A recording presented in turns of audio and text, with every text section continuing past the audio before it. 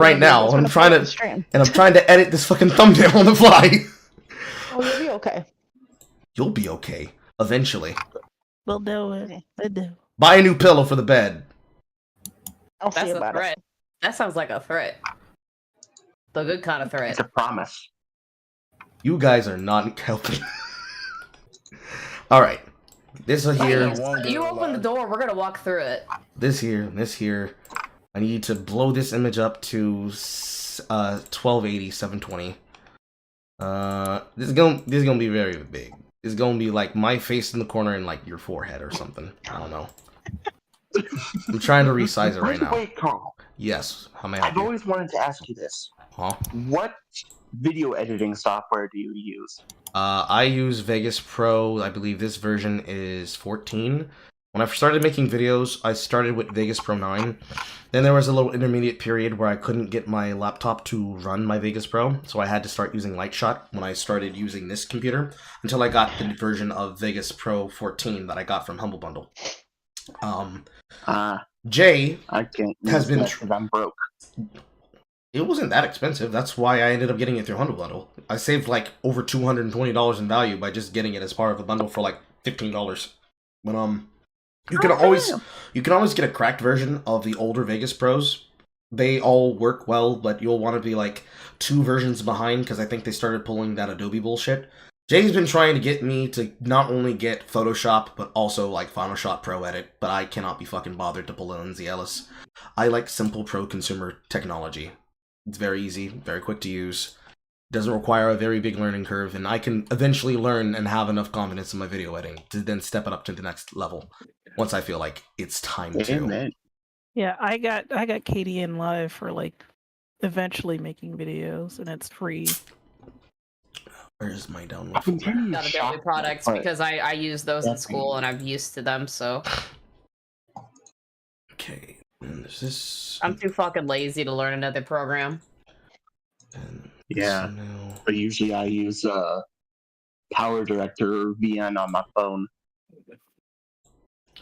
Blow this up. That's right. I edit videos on my phone. How do you do that? Because that sounds extremely obnoxious. I imagine it would be. There is an Adobe. Oh, it is, but I use apps like Power Director and VN. Just little shit posts. Okay. Oh, I sent you that book, Carl. Okay, thank you.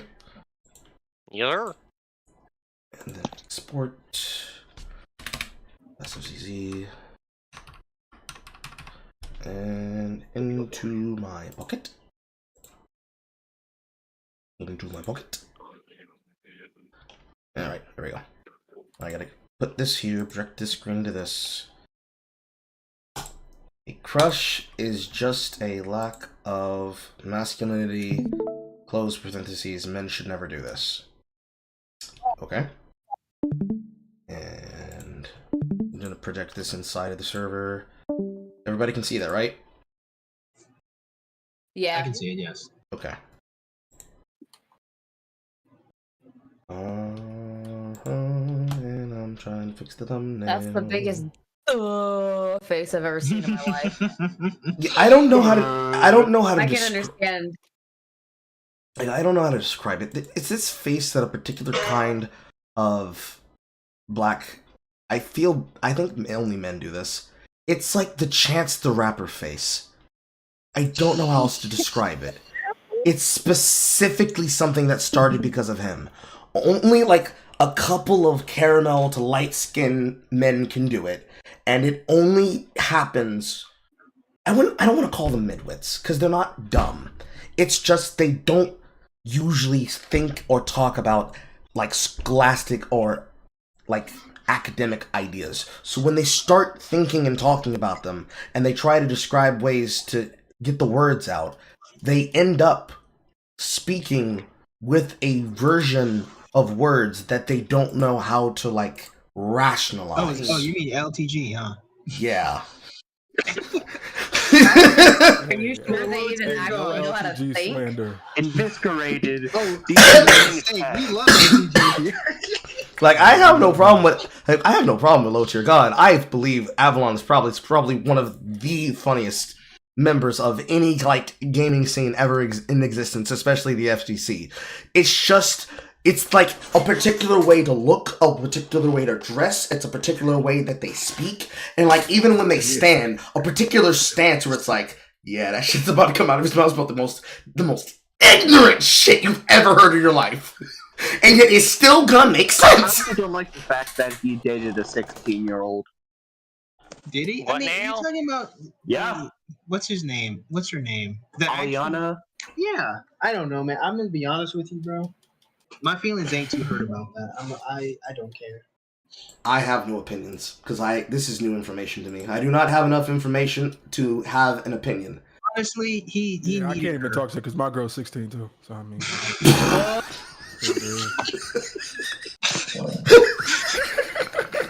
You see what I fucking mean?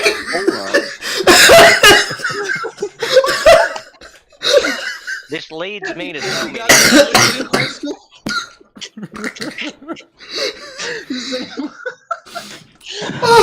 Same ball.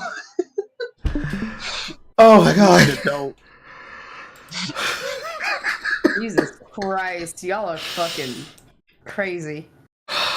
But no, it's like let's okay, because like there was this video me and my friends were watching on it, and we got to the point where we realized that the narrator, whoever the dude was talking about Alana, and then we were all just like, her? You mean the actual girlfriend?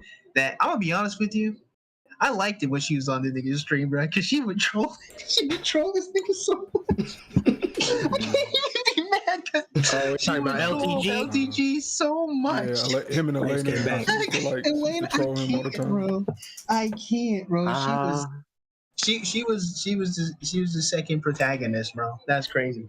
The hell does that man look like? He's mentally retarded That's and why have I Down was syndrome at making- the same time. Were you here for the last 5 minutes? We already covered that. No, but he looks like he's mentally retarded and has Down syndrome separately.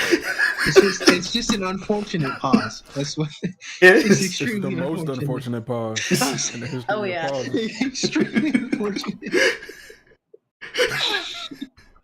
I didn't even know you could combine those things. Why brother like Brutna? Oh, it's so He fucked looks up. like he tries to light an electric stove with a match. Oh my god. No, why ain't it burning? Why am I shit cooking? Nice, Where the ass. fire at, Wait, bro? what is that? It sounds like turtles mating, is what it sounds like. I keep hearing. Oh, we going to hell. Turtle mating. We're all going to hell. We're already in it, Carl. We're already in hell. What do you mean? What do you mean? What are you talking about? Okay. All right, let's go. I remember one girl, I just stopped in the middle of the sex and I just left. I was like, You just That's just set up like the middle of a fucking punchline. Wait for it. Why is it coming back for me? It's back for somebody else. Wait a Are you minute. sure she didn't just Hold like on. get up underneath you and leave? Like, Hold on. No, he no. I had to open up the picture for the stream. Okay, here we go. Okay, let me rewind to the beginning. Let me not pause Andy him. Let him finish his sentence first. I remember one girl, I just stopped in the middle of the sex and I just left. I was like, yeah, this shit trash. Because, bruh, stop having crushes, bruh. Everybody pauses at the same. Yo, this is crazy. Everybody pauses at the same part of the video. Stop having crushes on your senpai, bro. don't have crushes. It makes the sex bad, bruh. Okay, wait. Because like the important part that I feel with every reaction that people miss is the facial expressions. Okay, I need you to understand what I'm saying because I'm gonna let it play off silent up to like 18 seconds. Like he looks at the camera and he's just explaining it. But he's not looking at the camera. He's looking at us. Like, His eyes look so goddamn dead. like you gotta understand. For the first I 10 think he might have been high. For real. maybe not, but you gotta understand. For the first 10 seconds, his eyes do not move. His head shakes a little bit, but his eyes do not move. He moves rapidly, but he maintains eye contact. Yeah, he's Timu Chris Brown. That's why he looks familiar. He looks like a Timu version of Chris Brown. And then,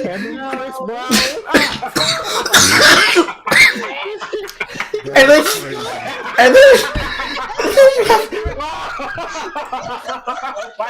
I was wondering why this Chris motherfucker Burgundy looks is so crazy. familiar. and then He is a Chris Brown. I just keep seeing that and thinking, I hit it tonight. Yeah. Cause you gotta, Yeah. cause like what you wanna understand is I'm looking at this, right? And then exactly at 10 seconds and some odd milliseconds, his entire head changes because he's trying to express the emotion, but he can't get the words out right. So at first he had to think about it mentally. So he just tilts his head the entire other way. I'm like, damn, it was that bad? I have a feeling that it was bad on his end, meaning he fucking sucked and he's real salty about it still. Like, We don't know. We have to investigate. we have to I mean, all investigate. she has to do is lay there for it to be good on her part, so it must have been hinted in. Fish. Look, the WAP wasn't wet, bro. They make lube for that. Cause like, He looks like Yeah, a pour a little whole bottle hamster down. that's running his God, brain. man, we only got Just 10 bring it seconds in, into this clean shit it and I'm off. fucking sweating already. Like, God. Hey, you know what was the most fucked up part of the whole experience was like her vagina was kind of shaped like a dick. It was Bruh, something why that her looked like name- testicles near it too. Bruh, what her name I was believe that's what they Byron. call a docking day. But like, as he explains this, and he's just like, bro, don't stop having crushes. I'm like, how long did you chase this woman? Like, you talked to her, you met her, you were like chilling with her for a few months. Maybe you hit it like maybe once or twice, and then you had to make this video in your car. And you're just like, did I waste 4 months of my life for this trash shit? Look, he That shit was got lukewarm, some trash vagina, some trash pussy, bro. He's disappointed. He's so disappointed that he doesn't want it to happen to you.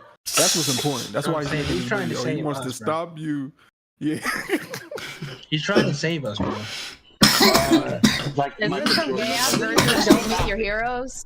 gets in hell. Little does he know, I'm just happy to be there, okay? True. I'm not gonna- I'm not over here looking for You just anything happen to be getting delectable. some food. You know what I'm saying? I got a plate. I'm hungry. No. I've never had one before. A bed, a room to yourself? A bed. Some mediocre pussy.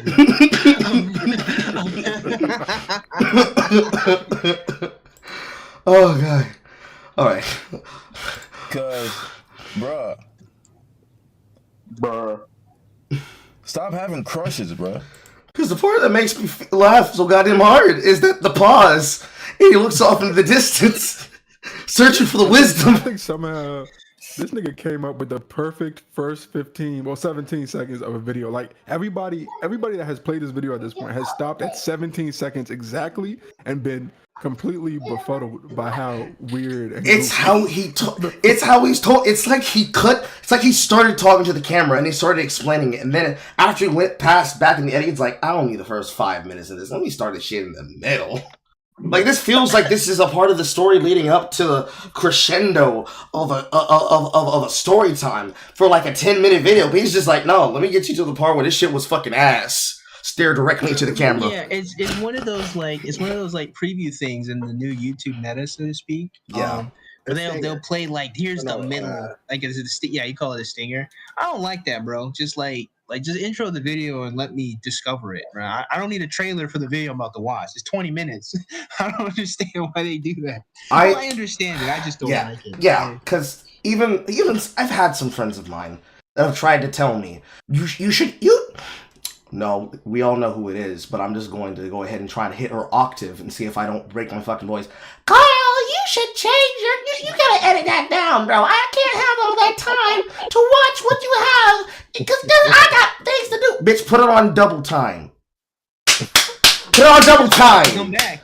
I can't take. Jordan Owen used to say, Jordan. I remember it was hilarious. I remember one time Jordan Owens was like, "Look, you can literally just pause the video and come back at a later time. Don't talk to me about how long the length of the video is." And I just said, "You know what, bruh? I ain't even mad at you." I'm not even you got it on that one. Because like I understand that some people's like, I want to get to the good content, but it's like, listen, like right now, this fucking shit about Sweet Baby Inc. The way that I do things is meticulous and purposeful. I don't want to preview a video to see, is this safe to watch on stream? Can I watch it? No, I'm going to find the video. I'm going to learn at the same time the chat is. That's why I made my content, my target content program versus chat, so that the chat can talk to me. Because technically this could be a versus chat, but I'm not going to hold you like that. Because that's something that I like put time and effort into. I find the topics, I bring forth, I make an entire fucking thumbnail and video for it, and we sit down and I dedicate like anywhere between 2 to 8 hours, because we used to go longer, to the topic at hand, to like get to the fucking bottom of it. Then I take that content, I cut that down from like the segments upon which is being talked about, because I could talk about like 15 things in a stream like this or on something like that. So something like that's more focused. Bring that together. Then get clips from that content so that nobody can say, you stole my shit, I'm gonna fucking copy strike you. Nah, bitch, it's my work. Shut the fuck up. Copy strike. Right, he said copy strike. Look, I was there. I was there when Alinity did it. I was there. He was in the chat. He was in the chat. Like, get that content, shave it down to what I need it, and then put it in the piece of video, because I'm working on one right now. And also, weird side tangent. Did you know that she decided to take a deal with Jerkmate? Alinity. Yeah. What? I will find you the tweet. Hold on. Well, she definitely knows how to beat the pussy.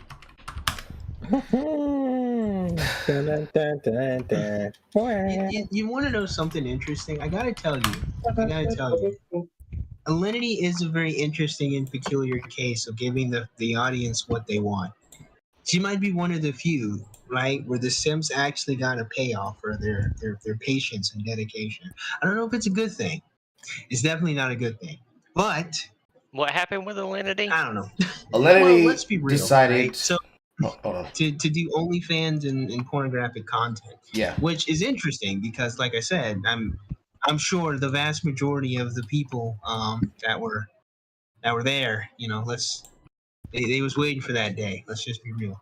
Yeah. Which is interesting. I remember once I stopped in on an Alinity stream to kind of see what it was about, and it just wasn't for me.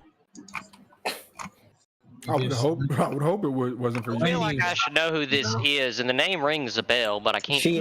You've seen her before, I'm sure. Like if not her used to be on Twitch. She used to write a pickle and write names on a board if you donated to her. Well, that actually describes quite a few Twitch streamers. I was about to say, little that bit narrows it down. From what I've heard about Twitch. But yeah, people, yeah. Well, that's what everybody says. Zarius here has something different to say about that. About what? I'm sorry. The cat abuse. When she spat when she fought the vodka. Goodness, bro, she did not throw that cat, dude. Yes, she did. Leave Alinity alone. That's a throwback. Isn't it? Shit, she started doing OnlyFans. She ain't even that pretty. Well, she's damn, bro. She's okay. She ain't OnlyFans, aight? Look, we live in Georgia. You got high expectations. We know the kind of women that are on. We know the kind of women who are on Tinder and OnlyFans right now. And you know that they can't even afford $20 with their face card. But here's the thing that's interesting about it, though, right? Like, I was thinking about maybe making a video, kind of talking about like just how different pornography is currently, right? And just kind of how strange it is to even relate with it. Like to even have an intelligent conversation about this topic is kind of goofy. But the thing I was thinking about was with OnlyFans, it did something really, really strange. And that is, it really gave life to the girl next door. As in, like, legitimately, a regular just girl that you just could see walking down the street now could have an OnlyFans. Like, legitimately, that's not you having a porny brain. That's reality now. And I don't think it's interesting because I was thinking about this in the car, right? Because there's another video I want to make, where I do some commentary on a conversation I had with, conversation with fucking Not So Erudite. It wasn't even, she was spurting on me. But it was interesting because I was thinking about how a lot of the guys on that stream I called in for were defending pornography. But it's like, if you accept porn and prostitution, you kind of set a new precedent for kind of how men relate to women, right? And I think that OnlyFans is another thing that kind of set that new precedent. Because I remember when I was in South Carolina a couple of years ago, I was at a bar and I was spitting game to this girl, right? And she literally, I kid you not, she busts out her OnlyFans. And I was just so flabbergasted that she was literally, I'm like, first of all, why would I pay money to I feel see like this is an pictures of indictment you? of the quality of women Right. you approach. Now, I just think it should be said. I'll give you that. You know what? I'll give you that one. But the fact remains, whether the quality of the woman I approached or not, she still busts out the OnlyFans to show me that it's there. That I'm just hanging out. I'm at the bar and boom, come by my OnlyFans. No, nigga, I'm not doing that. That's crazy. You're right in front of me. Why would I do that? Because like I won't tell. You said bar. I thought you said barn. I was real confused. It's like barn. Shit, damn, maybe we need to be hanging out more. hold. He lives in Georgia with me. He lives in Georgia. So yeah, I was about to say, shit, man, we need to be hanging out more if you're drinking in barns. Shit, that's my kind of hangout.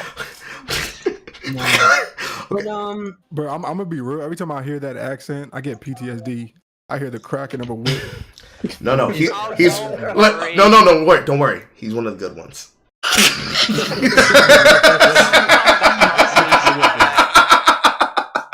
He doesn't have good aim.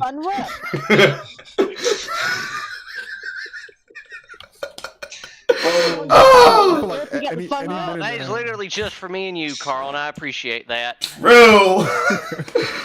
We're just a bunch of ignorant niggas. I feel like any minute now he's gonna be like, "We don't usually get your kind around here, darky." Motherfucker, I married a woman that was half your kind. The fuck you on about?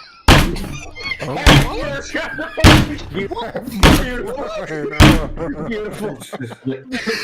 Cause see the part. I'm so glad we skipped Dragon Ball for this. Oh man. See, my wife, she got white. She got black inside her DNA.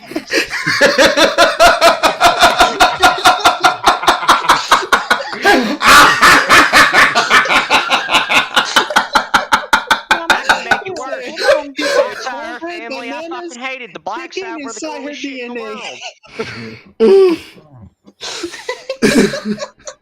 Hey, real shit, man. I probably hate niggas more than you do. Yeah,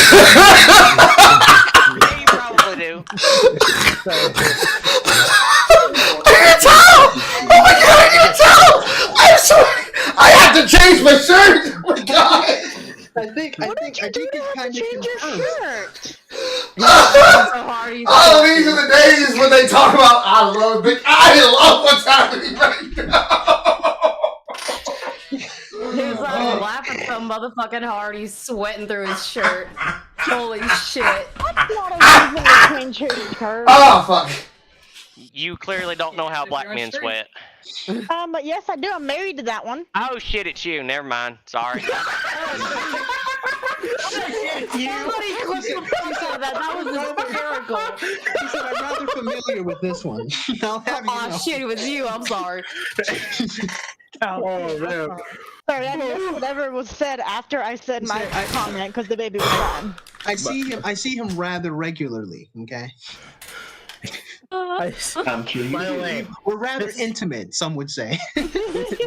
but what happened when we watched this video originally, and we all just started going on about everything else after we laughed about him saying, "Stop having crushes, bro." It happened again. We went into some weird tangent about racism. Brother, 90% You know of what I my wanna do? conversations on Discord are weird racism. The fuck you on about? No.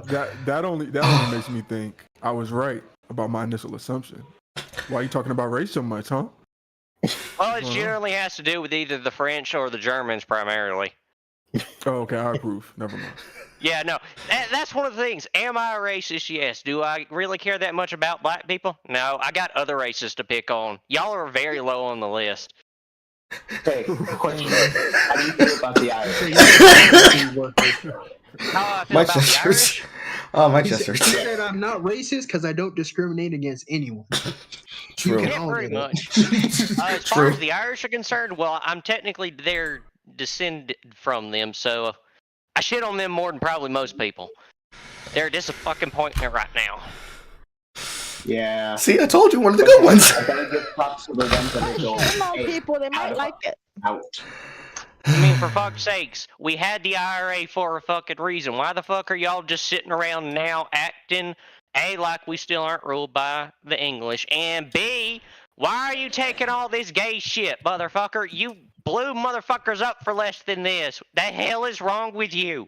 Go back to killing folks. Shit, stop being pussies. Yo, dude. I'm so confused. Turn my The phone. unhinged Oh. man is funnier in that accent. In our Most things defense. I say ends up being funnier in this accent. You should have heard the shit I was saying to Carl the other day. True. Okay. Some of it was kind of out there.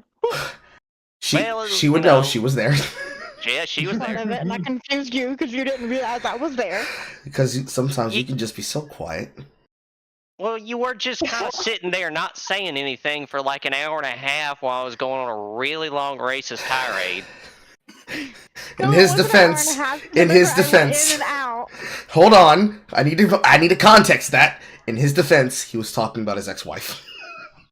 Yes. Okay. Okay, that makes I sense. was, Gotcha. but you still didn't notice me going in and out for an hour and a half. Oh Sweet, no, I noticed you. I noticed you kept No, coming in and no. out. That was Sweetheart. what made it weird. sweetheart. Uh-huh. He knows he means me. He means I know. I didn't notice because I was busy playing the video game and having a social interaction with somebody. He starts Apparently, unlike Carl, I I have understand two that. I was monitors. trying to make a play on words that went over your head. It didn't go over my I head. think it went over everybody's head. Speaking of Yeah, I was things that about go, to say, went over my head, that's for damn sure.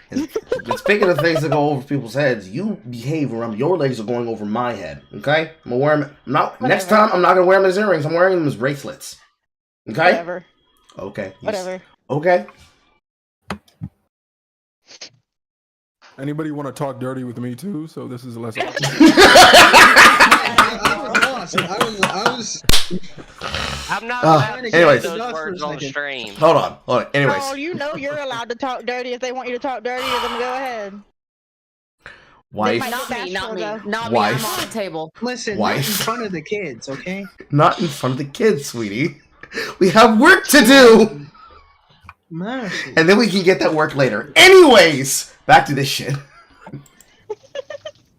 We are I grown. mean, he told you to talk dirty to him. Later. Anyways, seriously though, back to the. Babe, stop. Anyways, back to this shit. Hold on. We should have matured way past that. Having a Wait, hold on. What was that a sentence? Wait a minute. Yeah, back that ass You up. need Bonix, I think. we are grown. I feel uncomfortable as a white woman laughing at that. We should have matured way past that. Okay, I heard and read that wrong. Not we should have maturity. We should have matured. Way past that. He just didn't say the D. Okay. Having a crush If you is got to just be being ignorant. It's just you living in a fantasy. Okay. Fair. But let me unpack that though.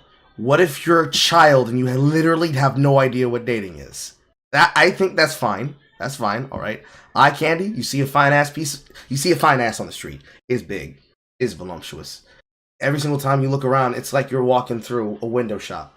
Sometimes it's okay to say, man, the things I would do to that, and just turn into Chris Tucker and Michael Jackson. Okay? It's okay to do that. It's all right. No one's gonna die. No one's gonna be hurt. No one's going to be pained by it. Sometimes some women apparently go out and do that in the worst neighborhoods in the world just because they like the feeling of believing they can get away with it. Because they have scary dog privilege. That's cool. That's cool. What do you mean you shouldn't have a crush? You're just living in a fantasy because you're gonna hit it and you're gonna think this pussy is trash. What do you mean by that?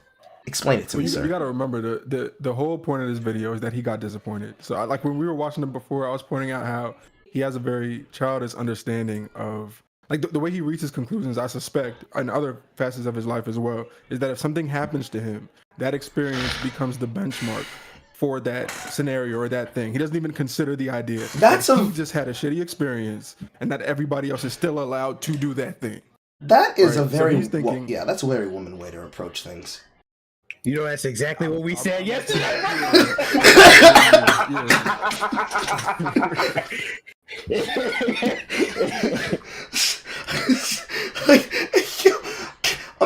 Zeus, do you remember the first time you ate funnel cake?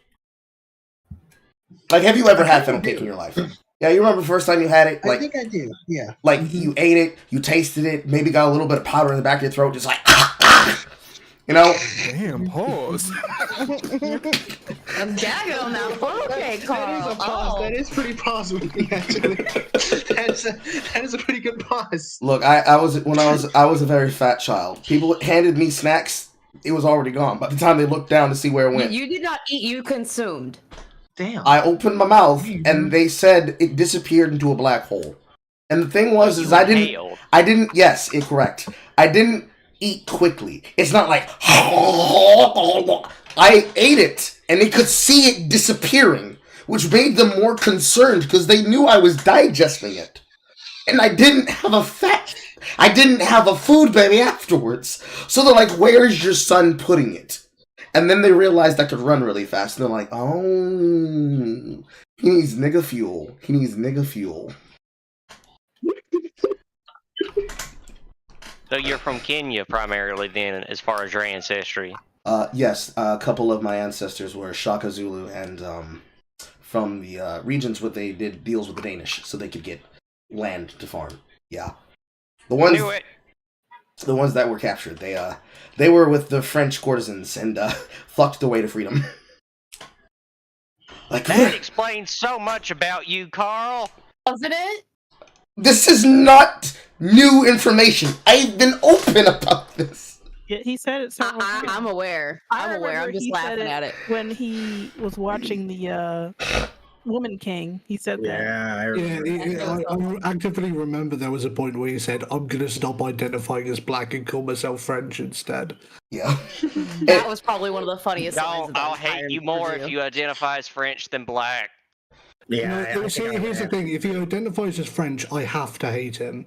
Yeah. Because I'm obligated to. But wait, are you actually a British person? Yes. He is actually British. Don't do it. Don't do it. Oh no. Oh no. God damn. Oh Jesus. Oh God. You can't leave. You have to stay. I'm out. But you remember the first time you like did something memorable, ate good food, had a good moment, had a bad moment. Imagine if every single time niggas just had bad shit happen to their life, we acted like women did. Niggas would never not get clowned the way that women try to clown pick-me's and whatever the fuck. Because I can't imagine that the first nigga to ever become a toxic light skin was like, I can't believe she did this to me. How could you dog ass bitch? Isn't that kind of some of the problems y'all are having in your community now? Is that they are acting like that? Yes, but it's different because they do that shit because they can't let shit go and they feel they need to win. So niggas become toxic and it's like, listen, bitch, if I ain't gonna win, we both losing, but I'm gonna win more than you. Yeah, women shit. True, but different. Because the first toxic ass light skin, before he heard the same thing Chris Brown heard, is he just heard the sweet dulcet tones of Brent Fias, and that bald cap turned back around from behind to his head. And his pimp hand became strong that day. But if men acted the way women do, that would never happen. They would just remain Urkel forever. It's so stupid. If that's how he actually thinks. If I had acted like that in my youth, I would not now have my wife. I would have never just been like, you know what? This pussy don't matter that much. I'm gonna go have human experiences. And then after human experiences, it's like, where was it with a basic quazzle? I want some pussy in my dick, goddamn. Let's go! It would have never happened. Damn. Because it requires like a little bit of self-respect and a little bit of self-reflection to be like, you know what? I'm unhinged, and that's okay. I'm a wallflower, and that's okay. I like to go and put myself in interesting situations to have fun stories to tell later that are 100% true. And people probably won't believe it, but that's okay. If niggas did this shit all the time, Basil Geese, fuck off. if niggas did this shit all the time, the way that women do, now making up their own toxic, horrible, trash-ass podcasts to justify why they can be horrible modern women demanding traditional men, that's a different topic that we're going to have to talk about later, then they wouldn't turn the fuck around and then say, why can't I find a traditional man? All I can find is just modern niggas. And then literally take 2 TikToks away from there, then say, I can't have myself a modern man. I need a traditional man. But how dare these men expect me to clean a house and have food cooked before 5 p.m.? Because that's the traditional man. Like, what the hell? Look, bro, God forbid you clean the Why are house. people confused? But anyways, back Listen, Carl, you don't want to get on that subject while I'm here. I will literally end up screaming at the top of my lungs. That'll be for the after podcast. But yeah, let's get back to this shit. That's a good idea. Yeah, let's get back to this shit. You're fantasizing about a person. You're putting a person on a pedestal that doesn't need to be on a pedestal. That doesn't even want to be put on a pedestal, bro. Like, in general, I understand what he's saying, but realistically, there are women that act as though the entire world is a pedestal. Every bit of the ground that they step on is a pedestal. I know you're not this, sweetheart.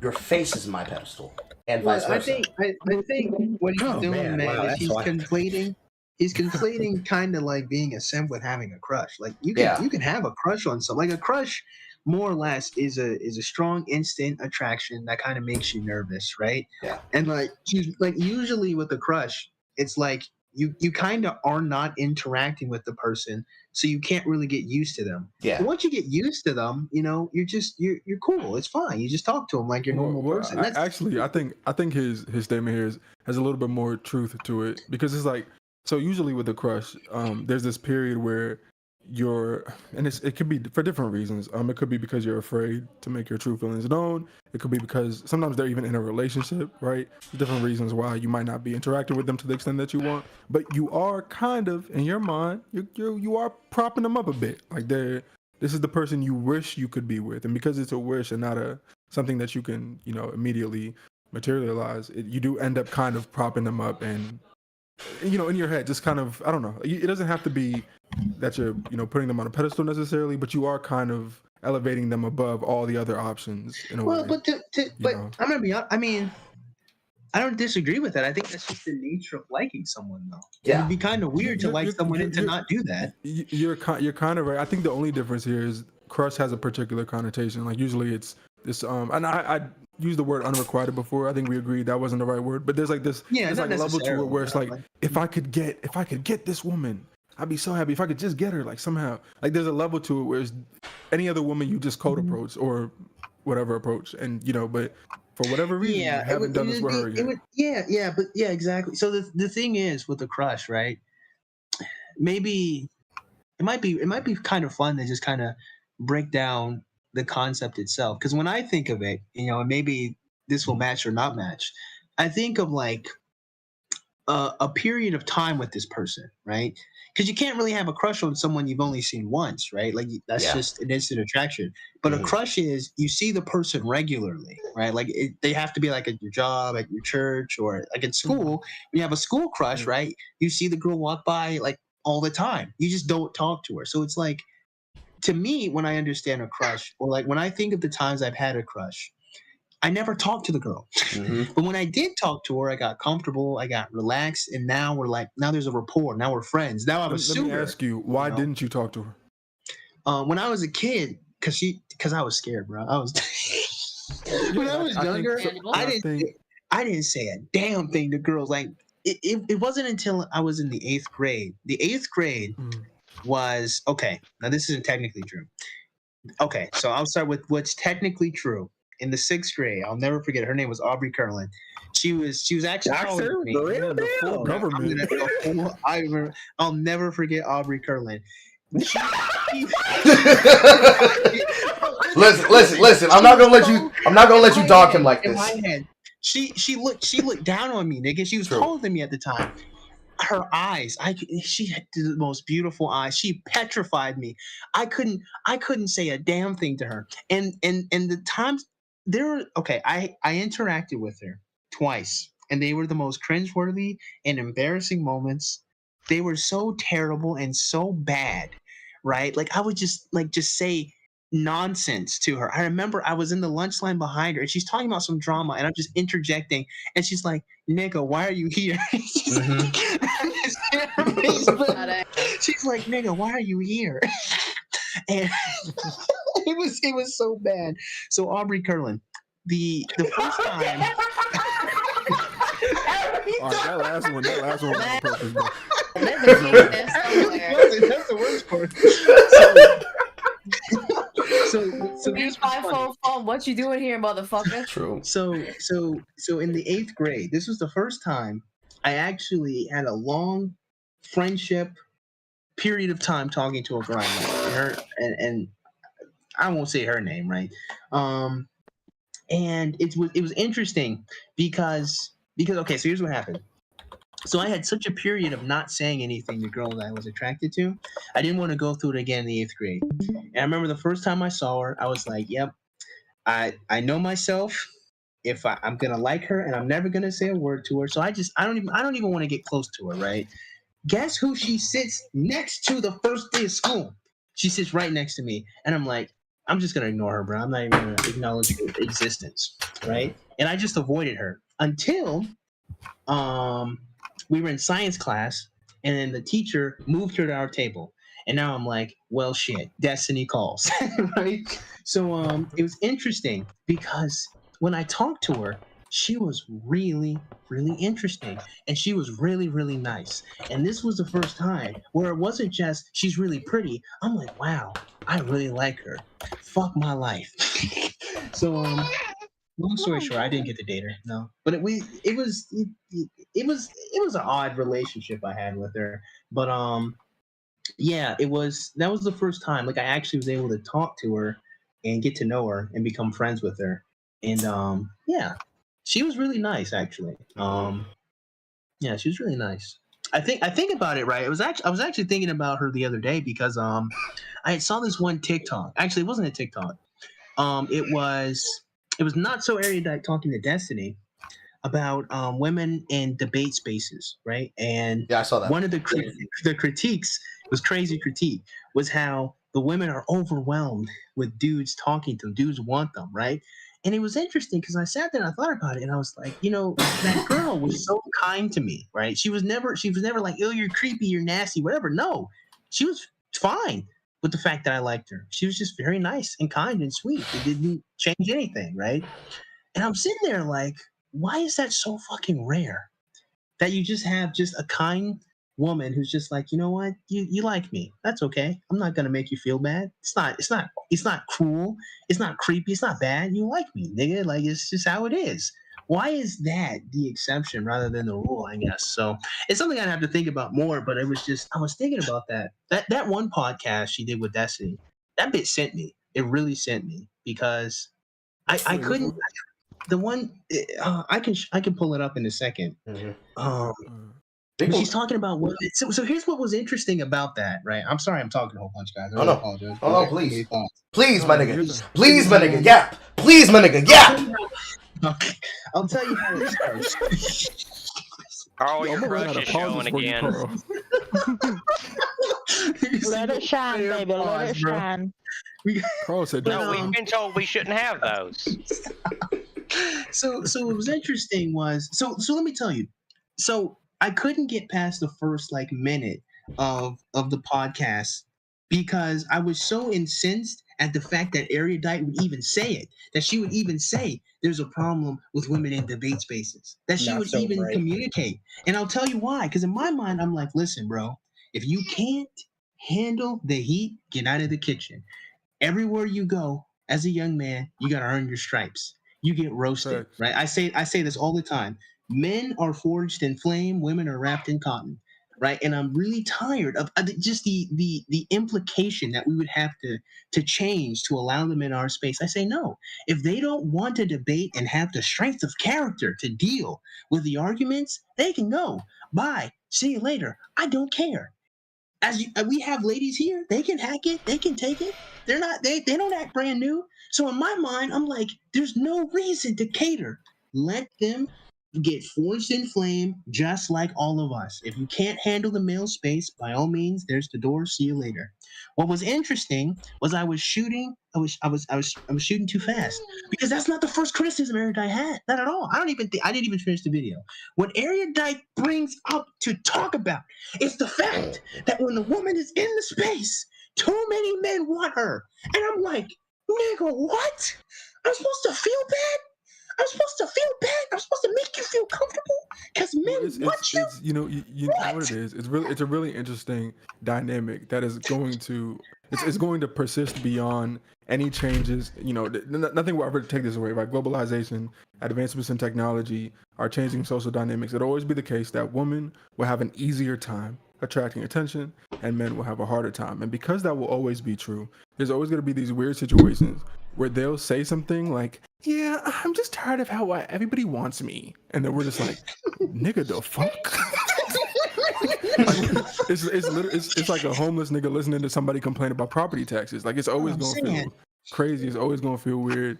And yeah, and sometimes they're kind of tone deaf. They don't realize that like how goofy that sounds. Now, you know, I can empathize, of course. I think there's an appropriate time for everything. If we're having a debate or if we're just kicking it Discord, real life, this could be anywhere. If there's women around, you can't constantly be spitting game, right? Yeah. Like, it's not, you're not supposed to constantly be trying to get somebody's number or some woman's attention. Like, you're supposed to be able to separate those concerns. But I think the only thing I would want is like women to realize that men are doing this because we love you. Like we want you, we love you. That's the thing. But we want to have relationships with you. Let me piggyback off that, because that's a great point. Because that's what's really interesting.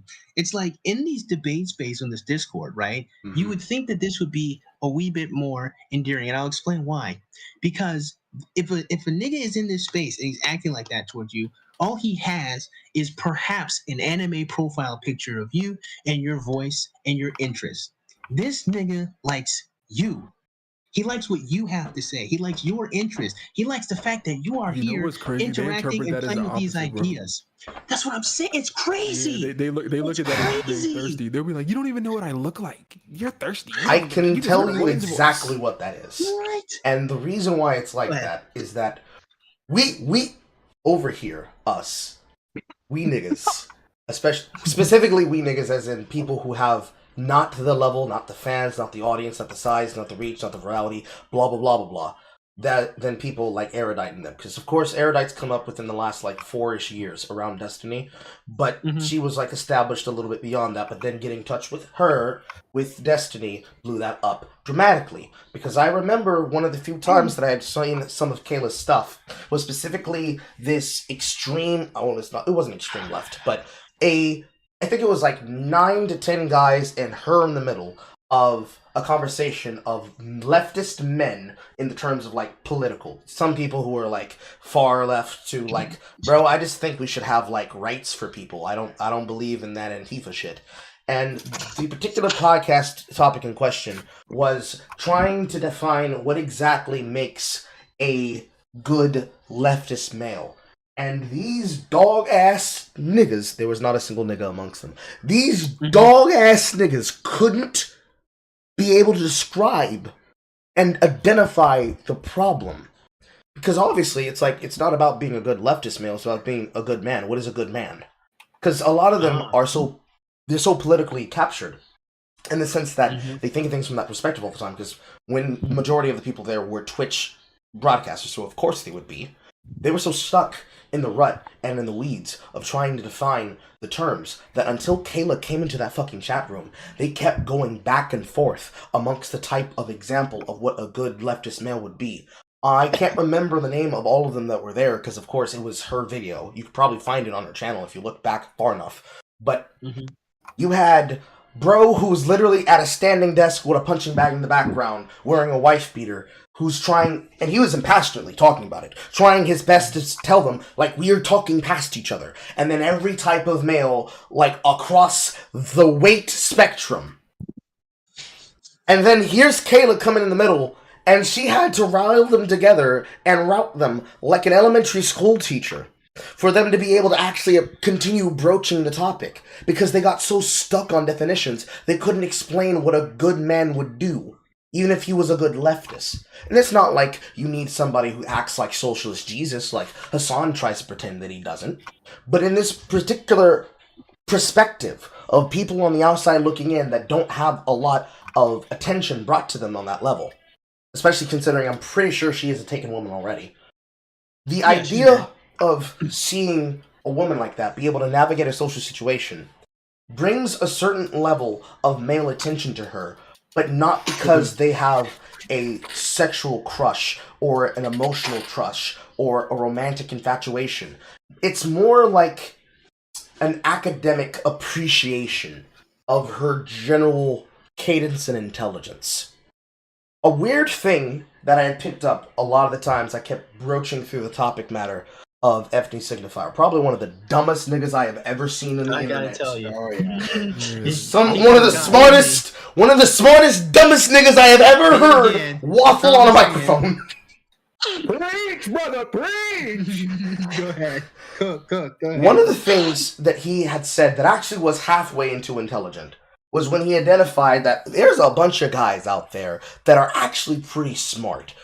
Because the idea he was trying to explain in his video was he was trying to learn, they're really smart, and I need to figure out how to get them to be like us. Because obviously, he was talking about niggas like me. But there is a particular kind of content consumer amongst podcasters and internet celebrities, especially political internet celebrities, that they see the environment of something around someone like Destiny, which is weird because, well, it's not weird in that sense of like, it's weird because it happens. It's like, I should rather, let me reframe that. It's interesting that Destiny's relationship to Melina blew up the way that it did, and that the Red Pill looked at his relationship as a standard of justifying their existence and not arguing themselves into obsolescence.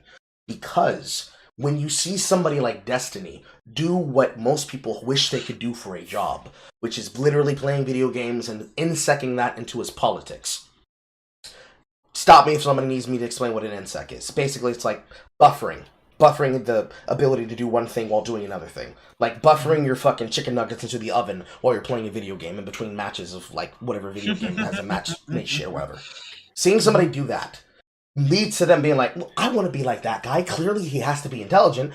I don't have any opinions about Destiny's intelligence. I think he has to be smart enough to do it. And part of that comes from doing exactly the thing I described doing earlier. He does the research for shit on air. He's willing to have conversations with people because of his political size and because he now has such an established stream. Despite a bunch of these, and it's ironic that they were there with Kayla, a bunch of fucking political YouTubers specifically trying their best to get him banned on Twitch because they believed that they removed him, that they would get a trickle down of his followers. But ironically, they just picked up and followed him because he already was the guy who already had his own website that they all forked his website code off of.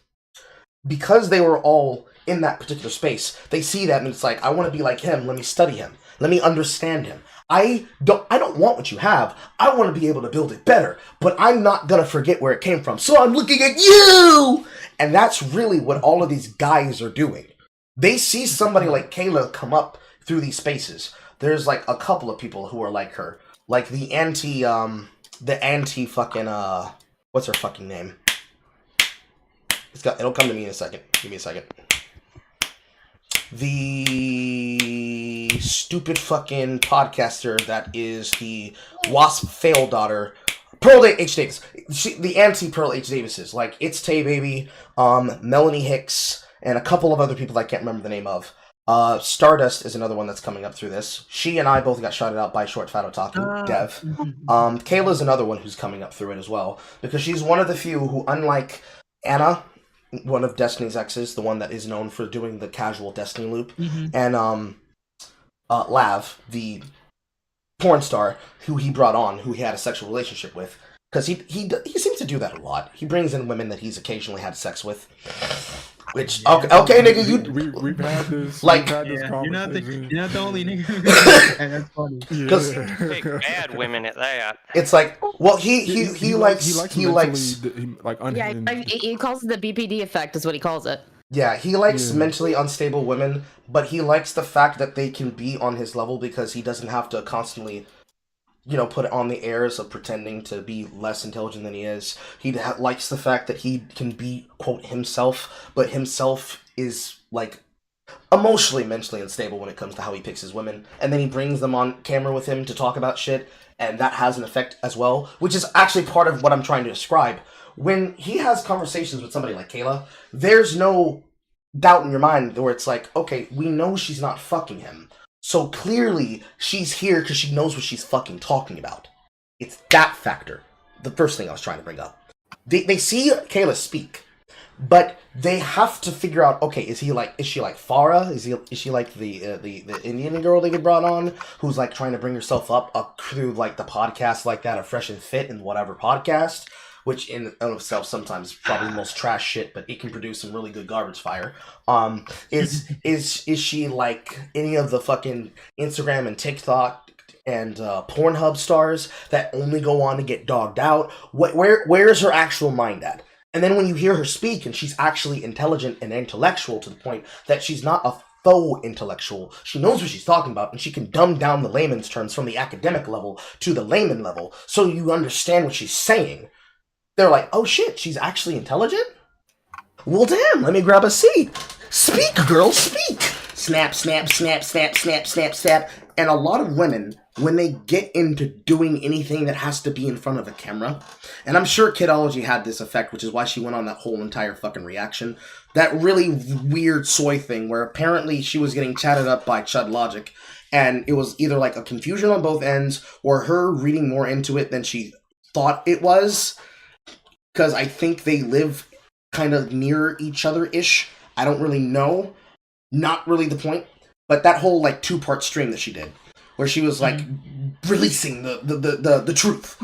That knee-jerk reaction is what a lot of women expect once they get to some level of notoriety.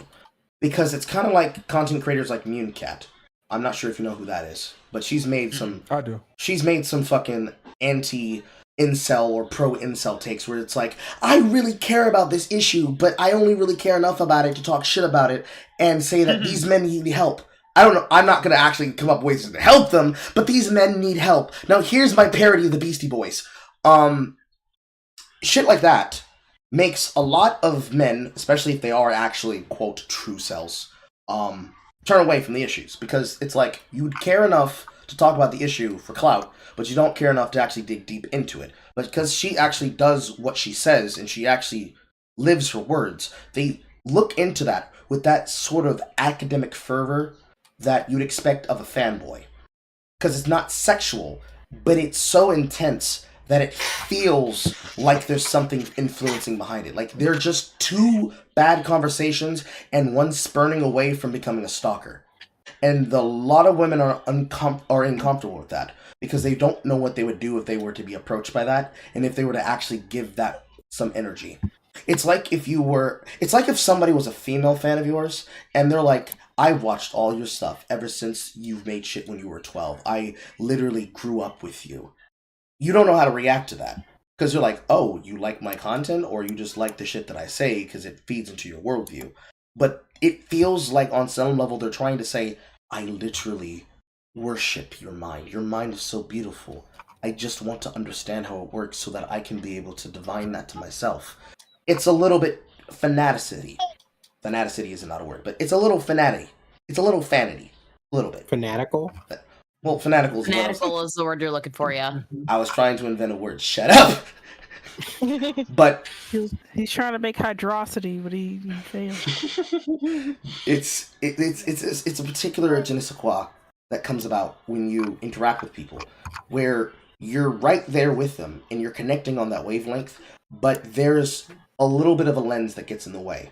For leftists and political ideologues, it tends to be they like what a person says, but only on a particular subject matter. So for some people, they would like to call themselves some kind of activist or some kind of progressive, insert word here. Like when Vosh was trying desperately to pretend that he was not trying to court the far left before the entire split between him and Destiny over Kyle Rittenhouse. He called himself I think he called himself a liberal something. A liberal Democrat. They like flirting with those terms because it allows you to assume that they have a particular kind of viewpoint when it comes to what they talk about. But really at the end, they really believe in the hard shit, but you would never know that unless they were to say it to you. So then you have to like find ways to Jedi mind trick and suss out what they actually believe as a power level. But for people, when it comes to the female perspective and the female commentators that bring said perspective, they try to understand, it's like, am I into her, or do I just love the fact that she actually knows what she's talking about and she's not a vapid slut? It's that entire factor. So when they establish, oh, she's not a slut, she's actually real, let's go! Intelligent women! But they don't know how to actually, like, communicate that information without it coming out like Zerka. So that entire factor is what really belies that deeper issue, because they lack the intelligentsia to approach that topic without sounding like a bunch of niggas. But if a bunch of niggas were to sit in a room and discuss it amongst themselves in the niggerish that we have made for ourselves, and then someone were to actually translate from niggerish to active internet, it's like, oh no, it's just a bunch of niggas talking about how they really love that women aren't capable of, being calm, cool, and intelligent, and instead of feeling like every nigga's trying to fuck them, they just know that they're flabbergasted because they ain't never seen no new shit like this. Like, imagine if I did this shit on a panel with a bunch of motherfuckers like, did this nigga just say nigga 10 times? Yes, nigga, I did. Catch up. I didn't say nigga, I said brother. Because we have, if not everything that you just said, but I do think that there's one other thing, which is that, and Azarius, you say this, Carl, you may say it as well. I'm going to watch more of your content, definitely get caught up. But like, is women aren't always charitable when it comes to, like, they look at young men and there's always something that the man is doing wrong and how he's approaching. He didn't say the right thing. His timing was off. He, wasn't enthusiastic enough. He was too enthusiastic. He's thirsty. He's not thirsty enough. The desire is there. The desire isn't. More reasons to discount you than to accept. Yeah, yes. Yeah. But what they have to remember is, as men, young or old, at any age, right? When we're out there or online, wherever, when we identify a woman that we can possibly be with, or we just want to get to know more, all we can do is our best, right? And the way we approach may not always be optimal, and the timing may not always be perfect. But if you just remember that, Zarius, you made a really good point about the setting being relevant as well. You're online. This isn't somebody catcalling you across the street. If you're getting male attention, which if you're online, you want attention in a generic sense anyway, from males and females. You want attention. So if you're getting male attention, you don't have to demonize that. There doesn't have to be an indication that these men are, soulless, thirsty, just, ne'er-do-wells who should be ignored or maligned in some way. Like, there's something you're bringing to the table that's garnering that attention. And maybe if it's purely attention because of your physical attributes, then I can understand you having an issue with that. I wouldn't encourage that either, right? But at the end of the day, the attention is coming from somewhere, right? If there's genuine interest being expressed into your views, your personality, if people are impressed by the way that you handle yourself, like you were saying, you should be able to take that and just be happy. Just be happy that you're standing out in that way. But it always has to be something. Yeah, it always has to be something fucked up. They're always identifying something fucked up about the way men are moving. We're always doing something wrong, both as a collective and individuals. I think that's part of the tricky thing. The most unfortunate thing about it. I agree with you, but I'm gonna give a caveat. There's the difference between young boys that want to move like men and actual men making moves. A lot of the time, especially when it comes to like young teenage dating. Let me move my chair out the fucking way. When it comes to niggas just being niggas, a lot of the time we kind of do ourselves a disservice because a lot of times they get so used to extremely thirsty or toxic fuckboys that they project this emotion onto men in general. The same way that you could have men project this emotion onto women across the board. Because there's always that delineation where the same way that women have to categorize what kind of man they're talking to and then putting them in the various boxes where they will call niggas niggas, but they will then throw a fucking fit when men call them females. Because for us, it's not that we're calling you females, it's that we're trying to delineate you into the neutral box of female before we identify you as a girl, a woman, a lady, a bitch, or a hoe. Because I can't call a damn. I've never heard it explained. That's perfect. Oh my goodness. Like a female is a female. It is. I don't know what you are. I know the titty's a tittying. You're breasting boobidly in public. The ass is indeed clapping. But I don't know you. I just saw you in a sundress at the corner of my eye. But then when I get to understand your personality, are you literally immature and childish, either in emotion or literal age, that I shouldn't be talking to you, I shouldn't be interacting with you, there's no reason to interact with you because you are too emotionally immature and you are too linguistically incapable of the conversation that I want to have with you, that I should keep it to brass tacks and just simply blase and move my fucking ass on so that I won't waste my time. That's a girl. Is she a woman? In the case that, oh yeah, she's just there. She's just doing her own thing. She knows she looked good. She did it on purpose. She's out here for attention. She saw my eyes. She said, I know you look. And I said, yes, ma'am, I did. I'm sorry. Like, don't be sorry.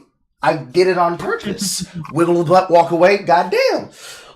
Wolf whistle. That's a woman. They used to make those in mass order. Specifically to now test. they have penises. Nigga, I'm on the floor. Nigga, I am on the floor. I'm dead. Deceased. Oh, don't worry. I got way worse in the chamber when you're done ranting. Ah! But that's a woman. They used to make them in tall order. They used to be good and wear dresses that go to the floor length just to go out to have tea. And now they try to make it clap for the 99 and 2000s in the worst drug den you can possibly imagine. Sometimes for the worst amount of dick. But not their fault. That's women. Then you got ladies. Actual mature, above the age, call themselves cougars, ladies that are above the age of 35. Not because they hit the wall, but because that's the point upon which women can actually start calling themselves mature and MILF, like a porn category.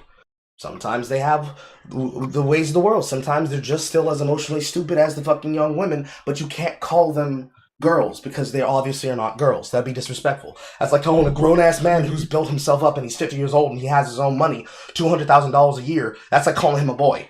That doesn't feel right. That's inherently disrespectful to his lived experience. An actual correct usage of the word lived experience. You don't... It's like that one fucking tape from the Young Patriots and the... Not PragerU, but Associated Group that does a bunch of fucking talks. There was a black older man who was asked by an activist the question of how can you call yourself black? And his belligerent, ignorant nigga laugh was... Bitch, I lived through Grim Crow and bricks being thrown at me. What you mean I'm not black? And then she got really rude where she tried to snatch the microwave and say I wasn't finished with my question. And he had to be like, let me pull up my nigga pants and become a grown-ass man with some grown-ass balls. You don't call a man that's that a boy. And it's the same thing for women, even if they like to be childish. Then, of course... You've got just the disrespectful, indignant, you have no home training women, and you have to call them a female dog. Because that's as rabid as they act. They act like a rabid female dog you found on the street that's hyper-protective of some bone that you don't see. It's not all women, but it's a particular kind of woman, and you know exactly who they are when you come across them. You don't need to be told, it's like, that's a bitch. That bitch over there. Right there in the corner. No, next to the other woman. No, the one with shorter ass. Yes, her! And then, of course, you got your hoes. Hoes are like ninjas nowadays. You don't know who a hoe is until you actually come across them. They're getting really good at hiding. But fortunately, things like Instagram and Twitter in general is easy to expose them because they usually give away whether or not they're a hoe or not in the way that they think about situations.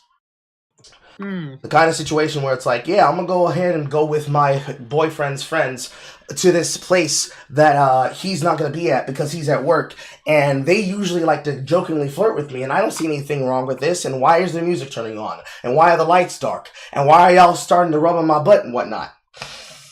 There's a bunch of women that basically, for them, that disgust factor that they're supposed to have, that every normal functioning human being, because it's men and women who have this, that normal disgust factor, it's not that it's not turning on. It's never been there. So when they hear something and they hear it described to them, it's like, ooh, that sounds like a fun time. Let me go do that. In fact, let me call Tanisha and Chi-Chi and see if they want to come through. Hey, girl, I'm about to go to a training out about to dig us out. You want to come through? Those kinds of women exist everywhere in society, and unfortunately, it's not delineated to the obvious double standard of the black community, because it's not a black community problem. It is a social hood-like problem. Because it comes from the idea of, I'm going to do whatever it takes to go viral because, hey, I have an OnlyFans where I can be dug out by 10 guys in a room, regardless of whether or not their weight class is above or below fucking featherweight and heavyweight. It's, okay. This reminds me, because Zarius used to do the Attention Whore Chronicles, and we've been talking about trying to bring it back for like a finale, because it used to be it used to be kind of like rare that there's so many clout chasing women on the internet, and it wasn't really a thing, right? Yeah, and now it's everywhere. So I keep telling them, like, we gotta wrap it up because they're everywhere now. We gotta just do some big sort of like for people who watch like way back. To be fair, and this is something you really have to keep in mind. Clout chasing, being a clout demon, that's just taking the world by storm. Like, oh, absolutely. Kids, like, it's not new shit. Older kids, and, men, women, it's not new shit, because the absolute problem, and this is actually the biggest reason why that feeds into the socialite factor of even podcasting and content creators and content influencers and panelists that go on and talk endlessly about topics, which ironically enough, I should be into. I should have already done it years back, but I've had so much shit on my plate that I'm just getting into my own space and stretching my legs and scratching my balls and whatnot. I don't feel comfortable to go there yet. I should have some little level of portfolio, which compared to where I was before my channel blew up to where it is now, I definitely do have. But before, you don't feel like you should go on there when you're like underneath a number in the triple digits, because you don't really have a level of legitimacy to say that you know what you're talking about or you have your particular viewpoint yet. Because you could have run a channel like that and have dime a dozen views with absolutely nothing going anywhere. But it's once you actually have the ability to have conversations with people, you show up in the chat rooms of people like that at Short Fat Otaku or Sargon of Akkad or the Archcast or whoever, or even V or Destiny, and it's like they know who you are a known figure, you're not just some chatter. There's a name that goes to the face, and they actually refer to you. It's when you get to that level that it becomes different. Because at that level, anybody could call anybody a clout chaser. Because clout literally makes your career possible. Without attention, an internet content creator cannot exist. We could say that, yeah, there are some women that need attention to the point that they feel they'll die if they don't get it. But literally, for some of these fucking women that do content on the internet, literally content from the content to content, they literally will not be economically viable or economically existent if they do not clout chase. They have to. What was the name of that fucking woman who just did a fucking birthday gangbang? Ayla. Ayla. She did a birthday what? Gangbang. Oh, you weren't there. Hold on. Wait, what's worse? You talking about the final boss? She truly is the final boss. Yes. We refer to Ayla as the final boss. Like you gotta understand, it wasn't. Hold on. You gotta understand, it wasn't just that she did a birthday gangbang. She did a birthday gangbang with an RSVP list and exit interviews. Yeah, of course. We had the graph. She had the breakdown of like, so. I'll go get it for you. I will go get it for you. Hold on, you gotta see this. It was the wildest thing. Don't break his heart. No, it's okay. He needs to go to sleep at night. Don't give him nightmares.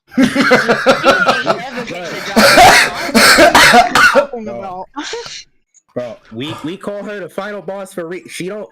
Yeah, There's I want not. y'all to know this entire time I've been staring off into space like a Vietnam War veteran. CJ,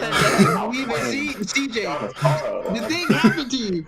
The thing happened. That's what happens to me sometimes. Okay, listen. I can't even respond. I'm just like, what? Listen. I'm gonna put this chart on the screen real quick for the chat room. After I take the pic. Hold on. Y'all can see this thing here, but I didn't put this on screen. I need you to understand my flabbergastedness. Yeah. Can you see it, CJ? It's in the open chat. So she. Yeah, she did fought it. 37 dudes. Oh my god! And then ranked them. Oh yeah, there's more on her site. Because remember when she had that whole she do all types of them crazy ass breakdowns. This is the problem. Like this woman, look, I know we all call her the final boss because she takes this sort of academic precision to what she's doing that should not exist. You're not going to see, any other, woman of promiscuous character Lawrence, I take need you this to, analysis. Okay. Stop. Look, bro, I want you to tell me. He does it like a sport. Be honest with me. Did this All woman right. do data analysis on the niggas that fuck? Chat, you're not ready for what I'm about to show you. Listen. Data visualization. You are gonna fucking flip when you see this, chat. She has the number of men who penetrated her and the number of men who came in her, bro. No, and look at them stats. Look at that. She couldn't even make more than half of them come. That's your concern. They might have had stage fright.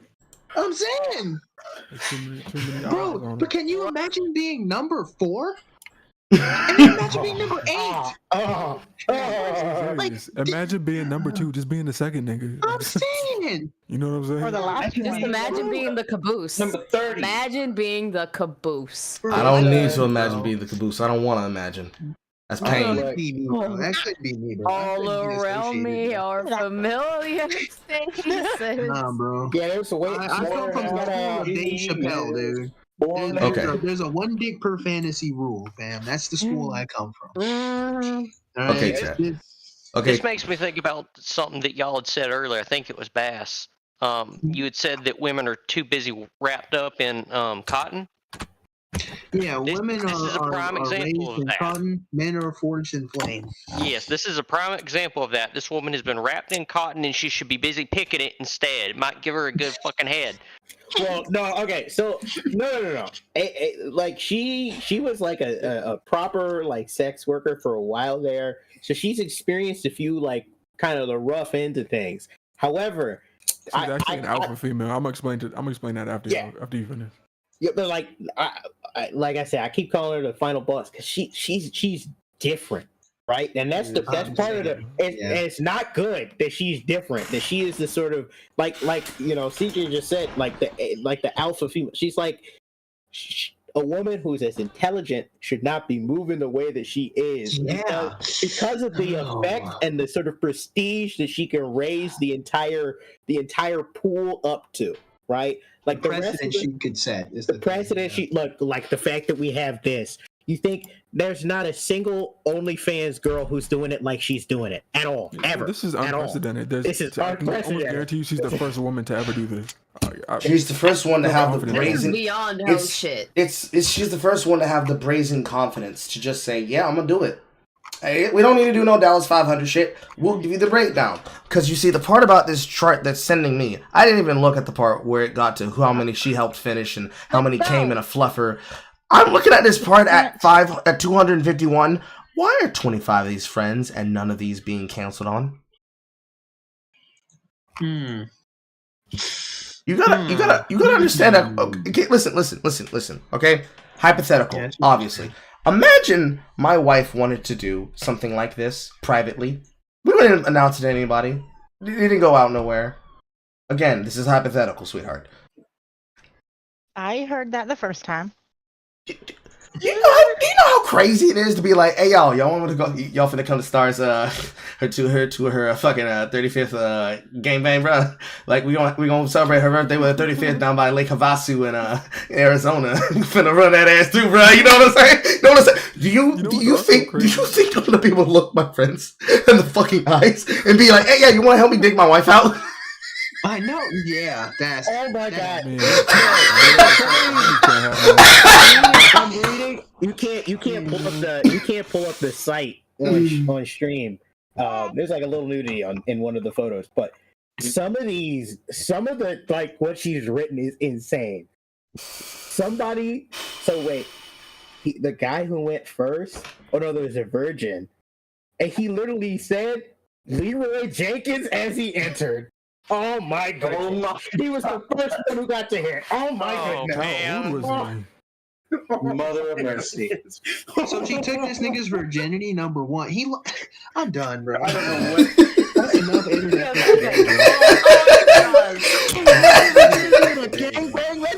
Oh my goodness. Just ran her in. He beat the internet, bro. Like that's wild. So Like I sent this. The final boss. I sent this final boss shit to a completely outside party, a good friend of mine, just to see what her reaction to this shit would be. And she goes, I have so many questions. She goes, first of all, it's kind of impressive. Second of all, is that a record? Third, how many fluffers were there? And fourth, and I thought that was hand jobs and not side pussy. So I was trying to explain this concept earlier, but I chose not to. A fluffer usually does mean a person who's there just to suck dick, to keep the guys hard, but it could be anything. It just means that they're not the main. They're not the main show. They're literally side coochie. Oh, no. I know she knows what that means, but she's asking the question of, like, specifically. I don't have that answer, and I don't know if I want to find out. To be fair, right? This shit is so wild. She got custom printed bathrobes for the participants. With their names emblazoned? Wait, so you want to spend, like, money on this? I went to the Ayla B-Day gangbang, and all I got was this bathrobe and to fuck a porn star.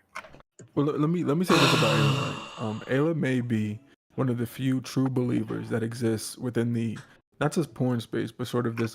So there's like people who are all about sexual liberation and the idea that sex is just a physical interaction. It has no deeper meaning. It can be completely detached and disconnected from a relationship, and it's okay to do that. It's even good to do that. And there's people who think that way, but you catch them in their daily life and you find inconsistencies, right? They don't really fully live that out, or they'll get jealous of a partner. They'll get jealous of a girlfriend, boyfriend, husband, whatever, right?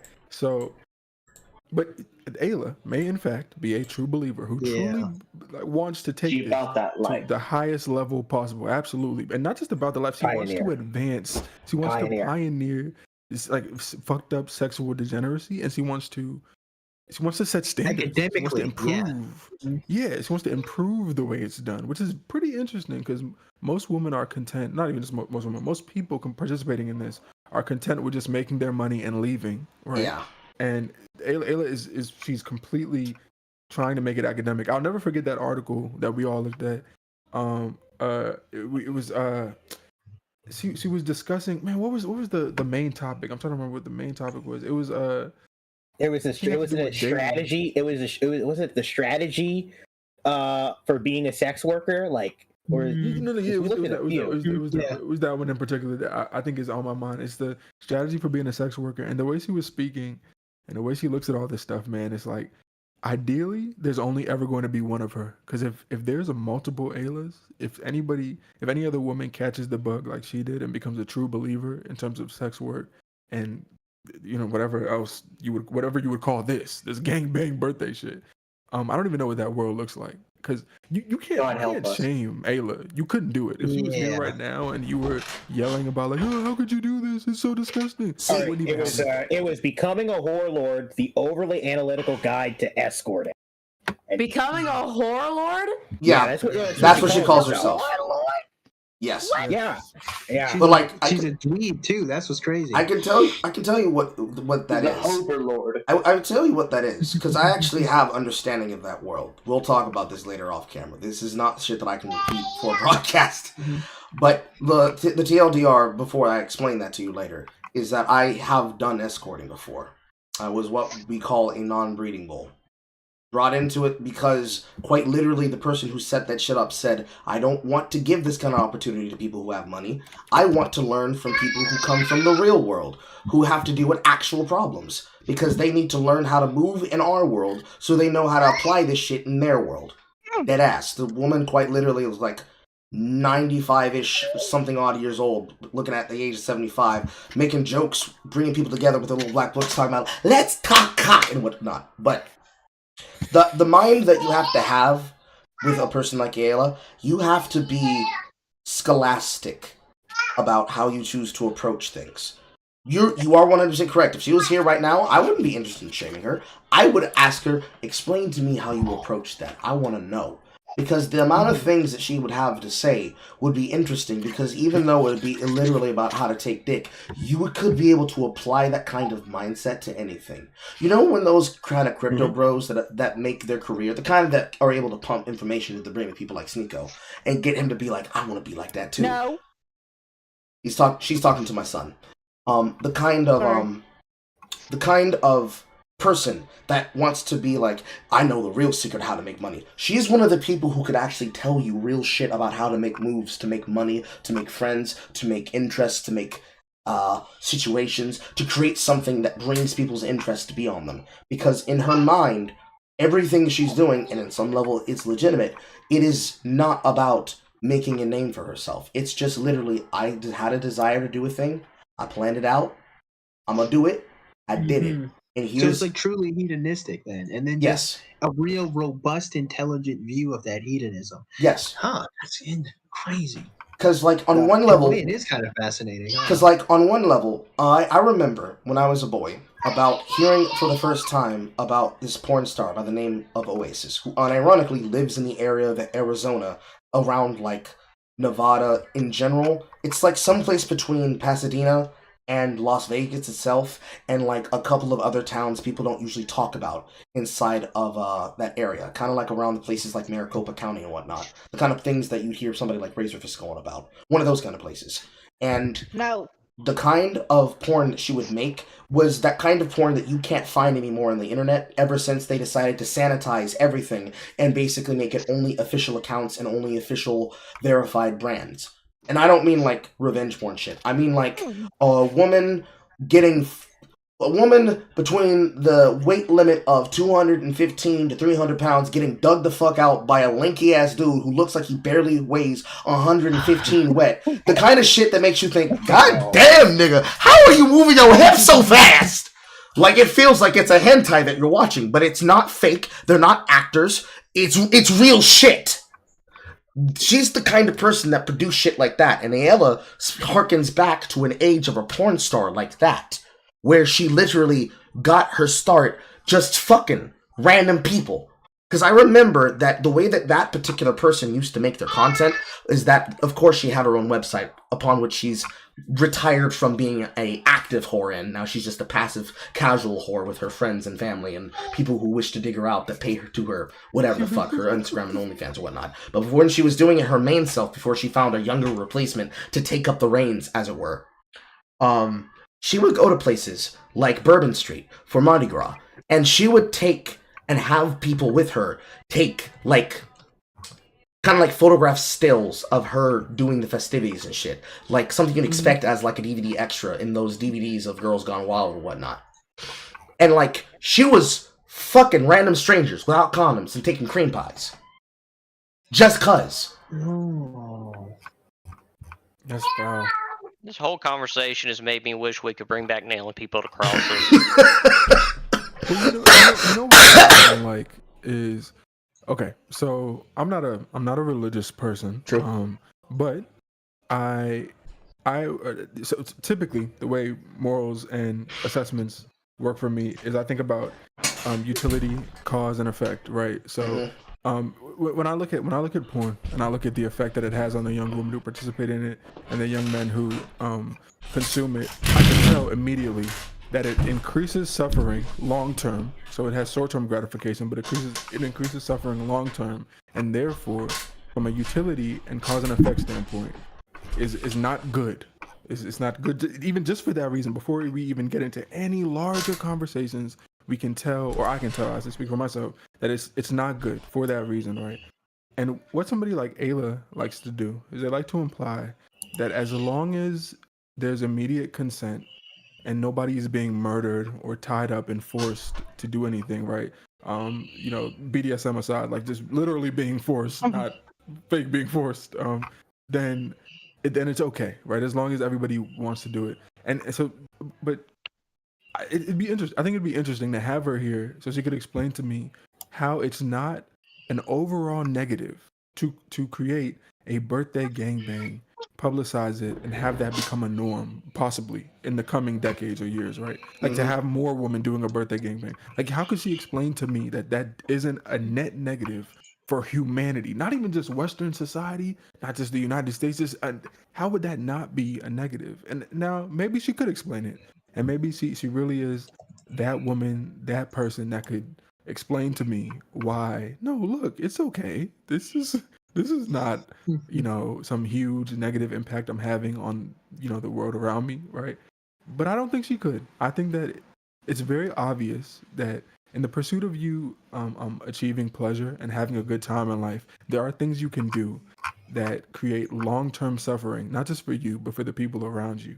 Now, we learn this when we're pretty young. I think all this becomes a lesson for us when we're really, really young, that having fun, doing things that you like is cool, but whatever you're doing, you should be aware of the ramifications.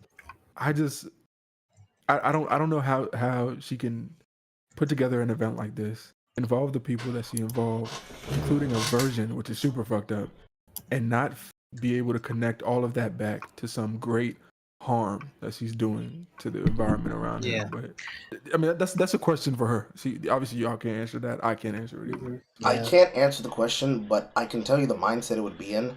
It's a mad scientist, basically. She's doing mad scientist shit with sex.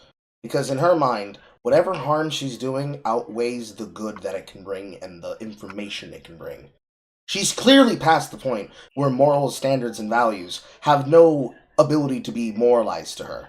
You can't explain her out of it. I've already done this. Like, people are gonna already castigate me. Why would I stop now? Like, clearly I already passed the point. I should have stopped. Now there's no other voice but to keep going. What the fuck? What do you mean? Because if it gets her the attention that can then allow her to dig deeper into whatever it is that she's particularly looking for, whatever her philosopher's stone in this situation is, she's going to keep doing it. Because at the very least, it brings money. But the money matters less than the actual works. She's building her seventh wonder, as it were. And whether or not that seventh wonder leads to the actual harm, material gain, material loss, or some kind of psychotic break if she chooses to have children, if she doesn't already have children, to where this kid's gotta be like, hey, yo, I know, listen to me, Douglas, I know your ass ain't talking, we gonna pull up the... You're right about the bad scientist thing. Hold on, let me just interject real quick. She was interested in donating her eggs to a couple to have children. Good for her. Only if there was like a certain like looks or like attractiveness thing on it. I think the mad scientist thing is dead on. Damn, that's crazy. Wait, she said what? That sounds familiar. It was on her website, yeah. It was on her website about yeah, I don't know if it was in like an FAQ or something. It was something wild about that. She's basically saying that she would want to donate her eggs to a couple to have children, but only if she could fucking eugenics a pretty boy or a pretty girl. It was that part. I'm a little less. I'm like, my memory might be a little off with that exact part, but she was interested in taking offers for it. That's crazy in and of itself. To propagate her genetics. And if that is actually accurate and true, if somebody can get me a link for that, That's fucking wild. However, back to my joke. That's like having somebody decide to do something like that, and then they feel absolutely zero shame or zero pain for whatever potential children or associations he have. It's like, hey, yo, Douglas, I know your bitch ain't talking about whatever the fuck Adam's doing. We got tapes of how many dicks your mama took. That's beyond a level of traumatizing. That's the kind of physical harm that if that produces a child that then has to learn that the reason they have bad things happen in their life to them is because people know her by association, that could literally make a spree killer. But that's beside the point. It's interesting that we had a deviation on the topic just from this pause on this man's face that we have on camera here. That's wild. But see, that's what happens when you have people able to talk about issues and have the ability to what's the word I'm looking for? Be able to just gaff about it for a while. Especially. I forgot we were even talking about Tim and Chris Brown. I didn't. This video is gonna be the exact same shit.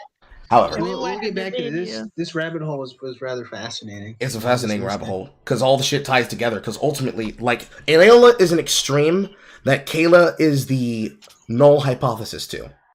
I don't know if many people know what the null hypothesis is. I'm assuming Zeus does, but it's the anathema is actually the word for it. It's the anathema to the end, like to the antithesis of whatever argument you have. If the problem with women in internet spaces, because spaces is a thing that exists. Communities might not exist in the sense that many people think they do, but spaces obviously do. If the fear that people have that women in spaces brings a certain kind of unwanted attention, Kayla is the anathema to that. She doesn't want that necessary sexual attention. She's just here. She's existing. She's breasting boobedly. She's just being herself, vibing, and it's bringing a certain level of attention. Where on the other side of the spectrum, on the side where that is definitely what they want, that's what they're pushing, they're encouraging it, they want the parasocial relationship, they want your money, they want you to believe that you can come to them and just empty your balls onto a picture of them that you paid $15 a month for. That's what Ayla wants. And she's not. You can get for free, by the way. There are certain sites that will scrape all that shit. Of course. But she's not doing it because she necessarily wants your money. She could give a fuck less about the money. It's about the fucking mission statement. Mm-hmm. That shit, it's interesting how that connects, and all of those things that we talked about play into them. However, back to Chance the Rapper having a baby with Chris Brown here. wait. Okay. I'm sorry. I know we just got back to this. One other thing I want to say. I think there's some people who don't understand that you can't have this kind of thing exist and still maintain any semblance of traditional roles in society. And now I know for the progressives, they probably think that's fine because they think everything should be deconstructed. And they have all these, critical theories that they float.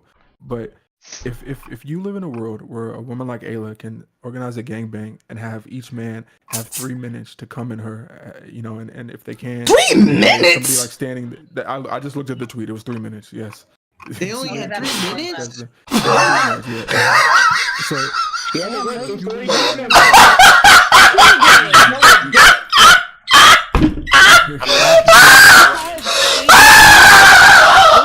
Speed dicking. You can't even enjoy it, bro. I feel bad for the virgin that went in there and had his taken in 3 minutes. I want you to finish his thought, bro. I don't want you to lose it, but god damn. And I thought it was bad. Oh god, I ran around my house when I took that laugh out. Holy fuck! Look, you heard. I went back to Vietnam again after I read it. Go ahead. No. Don't lose your thought. Go ahead. But yeah, so you organize this. You have somebody standing in the corner with the clipboard, which he also confirmed, tallying up the nuts. So if you create a world like that, if you create a world where that exists, that same world does not have knights. It does not have sacrificing men. It does not have a man who wakes up and works 3 jobs to hopefully protect a woman, right? The end goal of that world, right? It's not going to start out this way, but the end result of that world that Ayla is creating, none of that exists, because the whole point of a huge part of our job as men is to protect women. But how can we protect them if they set up birthday gangbangs where random niggas, truly random niggas, nut as quick as they can inside them? It doesn't even. These two things are not compatible anymore. And I want them to know that if they know that and they're okay with it, then it is what it is. But sometimes I wonder if they do realize what it means when you deconstruct roles this much to the point where there's no semblance of anything we had previous in human civilization. No. Like this is completely dystopian. There's no, as far as I know, and I'm not a history expert, there's nothing you could compare this to, like the whole organized... Sodom and Gomorrah. That's about that. As far as things go, as far as bad, that's probably about it. It is modern day Sodom and Gomorrah in a general sense. Niggas walk up and nut in you in 3 minutes. Dozens of niggas. I don't know if that happened there, but yeah, it just wasn't guys with women. It was a bunch of sodomites. Hence the name. Dogs and cats. Yeah, no, I get that. I guess all. There were security guards at the venue, of course. There had to be, but then, oh my goodness, logistics of this operation are crazy. It's the preparation. It's the amount of preparation that really is wild about it. But I can answer that question for you about your thing. They do understand this. The most politically apt of them, they understand it. They just don't say the quiet part out loud because they want political destabilization through social interactions with men and women. And they want to normalize it because they want the destabilization to happen faster. Because the problem about a critical theory, if nobody knew, when you have a critical theory, the entire point of calling it critical means it is critical like a atom bomb. It's literally, this is so toxic, so bad, so pervasive, so problematic in society, that if you don't correct this problem right now, things will get worse. So the intention of when you say something as dumb as a political race theory, such as you need to allow for different ways to teach children math, because the current way that you teach them math is heteropatriarchal and has standards that harm children's ability to learn. The entire purpose of that is to destabilize education so that they can control education, so they can be able to school your kids, so they can groom your kids. And when I say groom, I don't just mean sexually, politically groom. However, there are definitely people who do so. And there are people who cope and say that it doesn't happen. And then we have to make the articles where we say it happened again and again and again and again. But what they want to do, in a way that they then socialize into the media circuit, is to say that they want to do that, and it's very obviously that they're doing that. Abraham X. Kendi and whoever the fuck else writes whatever the fuck they want to write, Talcum X writing whatever the fuck they want to write, Rachel Dolezal, who apparently has her own OnlyFans and has actively made a lot of content, doing whatever the fuck they want to say about that. We learned about that actually the other day. They do that for the purposes of creating that political destabilization. Because the problem with pushing for diversity is that it inexorably leads to anarchy. Because the factor that they want is the special factor, that you can be uniquely yourself. Or the way that many of them claim, especially if there's black separatists that particularly want to attack whites for the purposes of, how dare you try to be like us. Let's have things that the Mayo monkeys and other such fucking language they call them for interesting catchphrases, which ironically enough, it's apparently a 600 plus word list that people have been making. They want to find ways to say that they can find things that are uniquely their own. But I love that we live rent-free in their heads. It's so funny. The problem is that what it eventually leads to is that it leads to a factor where when you constantly deconstruct things, you have to reconstruct them. Because the purposes of a deconstruction, especially in the terms of a review, if you want to deconstruct the concept of an RPG, that means understanding what is the fundamental basis of the fundamental building blocks that make the RPG possible. You have the experience system, you have the roleplay aspect, you have the social interaction, you have the information gathering where you're mashing A, B, Z, or X, or whatever the interact key is on every single thing on the map because, hey, you don't know if they're going by old school RPG logic, where every single Japanese RPG has you interacting with a wall because this particular wall tile is different from the other wall tiles. And it just so happens that it happens to be a person painted as a wall who you were told about by an obscure person talking down an alley that was 500 miles away from the actual quest objective that was talking about her dad, who's a thief, who specializes in stealing things from people who happen to lean up against his particular section of the wall. Or if it's a new age RPG in the style of Fallout, in the terms of Fallout 3, not Fallout 1 and 2, because that's actually more the classic style of RPG, which would go into that as well. And sometimes this is done well, and then sometimes, like in the case of Y2K, also known as Yik, a postmodern RPG story, it's done extremely fucking poorly. When you deconstruct something, You have to reconstruct it. A good example of this kind of subversion and this straight and zigzag of reconstruction and deconstruction is actually 2 games in general. Technically 3 if you count Undertale and Deltarune together, but Undertale and Deltarune, and then Everhood. In the case of that, the game itself is not a game. It's the framing device behind the characterization of the backstory of the world and its setting, and how you, the player, interact with it. Obviously, you don't need spoilers, the game is fucking old, play the video game, or turn the stream off right now if you guys want to be babies about it. Not talking to you guys specifically. The fucking straw man that's gonna come across it and do whatever and be like, what is blood yapping about? But the entire game is a framing device of a story being told about a character. But the framing device is that you're learning about that world and choosing to take interest into it as the character avatar that is controlling Frisk's actions.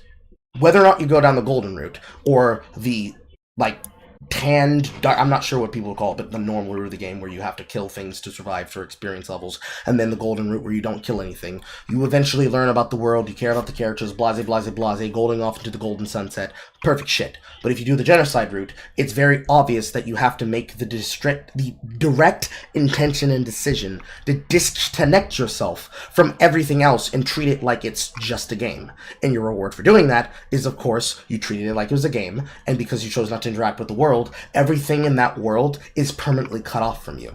When you follow the genocide route to its ultimate climactic end, you have to sell your soul back to restart the save file, and then it's permanently tainted. The only way to actually get the golden ending at that point is to purge your save file from the kernel root data of the system and delete the files the way that most online ARGs now have you do when you interact with the files. Kind of like Doki Doki Literature Club and how you actually have to delete Monica to get the quote good ending of the game, or the golden ending of the game. By doing so, you've permanently disconnected yourself from every single important good experience and every single meaningful interaction. And this is very much analogous to a lot of interactions that are done on the internet, because a lot of the time people do them with the intention of trying to garner hope and sympathy and trust and love and whatever the fuck not. It's also the reason why everybody's so quick to call everybody a clout chaser, because most of them are indeed clout chasing. It's like, imagine if you could. I hated Xerxes, but I didn't let that show, because, oh man, this is my chance. Finally, I have him right where I want him, and no one will know. So he comes in, and I'm glazing at him, and just like, hey, yo, my nigga! But the entire time, behind my eyes, cold dead. There is no emotion. There is no thought. This person has what I want. I will use it to get there. There is nothing else. If they become a good friend, then they have a second benefit. This is what I am here for. There is nothing else. That is the mindset that he wanted people to be in, because that's the definition in writing of a player punch. When you do something to make a person feel an emotional pain. The way that most stories do this, they make it like, oh my god, we made you kill that dog! Why did you kill that dog? You evil bastard, you killed the dog! In this case, you had to make that specific choice. The game makes it hard for you. You have to commit to it. You can't miss a single fucking monster. You can't miss a single fucking step. The story beats, the setup, the dialogue, the music option, the leitmotif, even everything down to the fucking weird fucking cursed red smile the character gets, especially if they try to kill everything, and how you have to commit yourself to doing it. And all the hints that go around with the amount of dust that's compiling on your clothes. That's the remains of monsters. You have to commit to this thing in order to get said ending. And then once you try to go back and do everything right, the ending's always tainted, because it's assumed that Frisk, possessed by the person you sold the soul to, kills everybody. Mm-hmm. So this kind of thing, compared to what happens in Everhood, where the actual point of the game is you have to kill everybody. The world's stagnated. You have to kill them because they're literally centuries old. It's your job to purge them. There are multiple endings to that game. The true-ish follow-through ending is that, of course, you kill everybody, and the world's finally able to be reborn and rebirthed, and things can move on. You can also choose to delay the action. You can choose to stagnate the action. You can choose to try and find a different body to do it in, because the original body that you're possessing as the pink soul in the doll is gone, because the reason why it has one arm missing is that the purposes of stopping them from reviving is that you had to diminish the power of the soul possessing them in the first place. And then, of course, after you finish the game and you go on the treasure hunting route, you get recognized by the cat god as somebody who's incredibly strong, you know, the Goku effect and whatnot. But it's the inverse perspective and problem. And a lot of the times it relates to the internet shit because it is very much that. You have people who are incapable of interacting in that way, in the case of Undertale, where they feel that they have to do this shit in order to make a career for themselves, so they can then go and do the thing they actually want to do. Ian Chichinsky, Voss, is a good case example of that. I need water, because I can hear myself slurring my words. Voss became friends with Destiny, coming up in his audience, basically using it not only as his hunting ground to become a better content creator, but also as a way to get his name out there and obviously predate himself on Poppy. Which, ironically enough, if you watch his supposed context video, he doesn't have a single thing in there mentioning Poppy, but he does have everything mentioning all those clips that always get posted on the internet about him being a horse fucker and him wanting to fuck lollies as a horse and all the other shit. And then him talking about all the dumbass takes he had, saying, I was just drama brained. I just wanted to do things for reactions. The people who do shit like that, there is nothing more going on in their head. They're focused on what they're focused on. The way that a woman could be focused on getting her nut, you didn't fuck her, she fucked you. She wanted that shit to happen. She specifically set it up for that shit to happen. And you walk away from being like, damn, I really made it out with that one. And she's like, on to the next one, on to the next one, on to the next one. This happens all the fucking time. There's nothing that can be solved for this problem. All you can do is recognize that they have a deep internal issue and either cope with that, because realistically you do have to cope with the fact that people in society could have nothing else going on in their head except getting whatever they want by any means necessary. But when it comes to the social action portion, which is the part that really matters, the sheer uniqueness and the joy and the fun that you can have having conversations like this, whether it be on camera or not, is sparse. And the reason it's sparse isn't just because you have conversations like this, you might get banned on platforms if you're big enough. It's because having conversations like this is necessary in order to find new blood. You have to have these conversations with people in order to realize, oh, he doesn't just tell jokes that are just like Jim Crow era and he uses that. He actually has a functioning brain and he knows how this shit. He understands it on an atomic level. He understands the key critical element, because there are people that when they let them on these podcasts and let them fucking talk, you can understand they're just repeating the buzzwords they heard. They heard buzzwords and they're repeating them uncritically, because much like media literacy, people don't actually know what that means. They don't understand that to have media literacy, you need to actually consume the media. People who want to do social media shit don't understand that the reason why people don't like reaction content is because you actually have to consume the content and understand it on a material level. You have to be able to remember and reference and point out examples of application of good examples, neutral examples, not that great examples, and horrible examples, to be able to illustrate an issue and get down to the brass tacks of what that issue is based on and how to describe it and how to solve it, because you can't just deconstruct shit.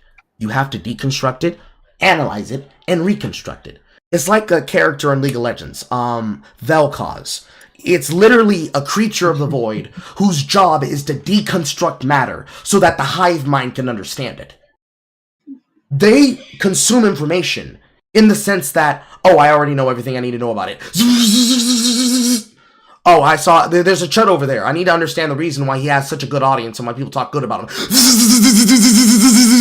And they stare down that information and they consume, air quote. They consume that information and they say, oh, I know everything I need to know about that. We all know what Carl's about.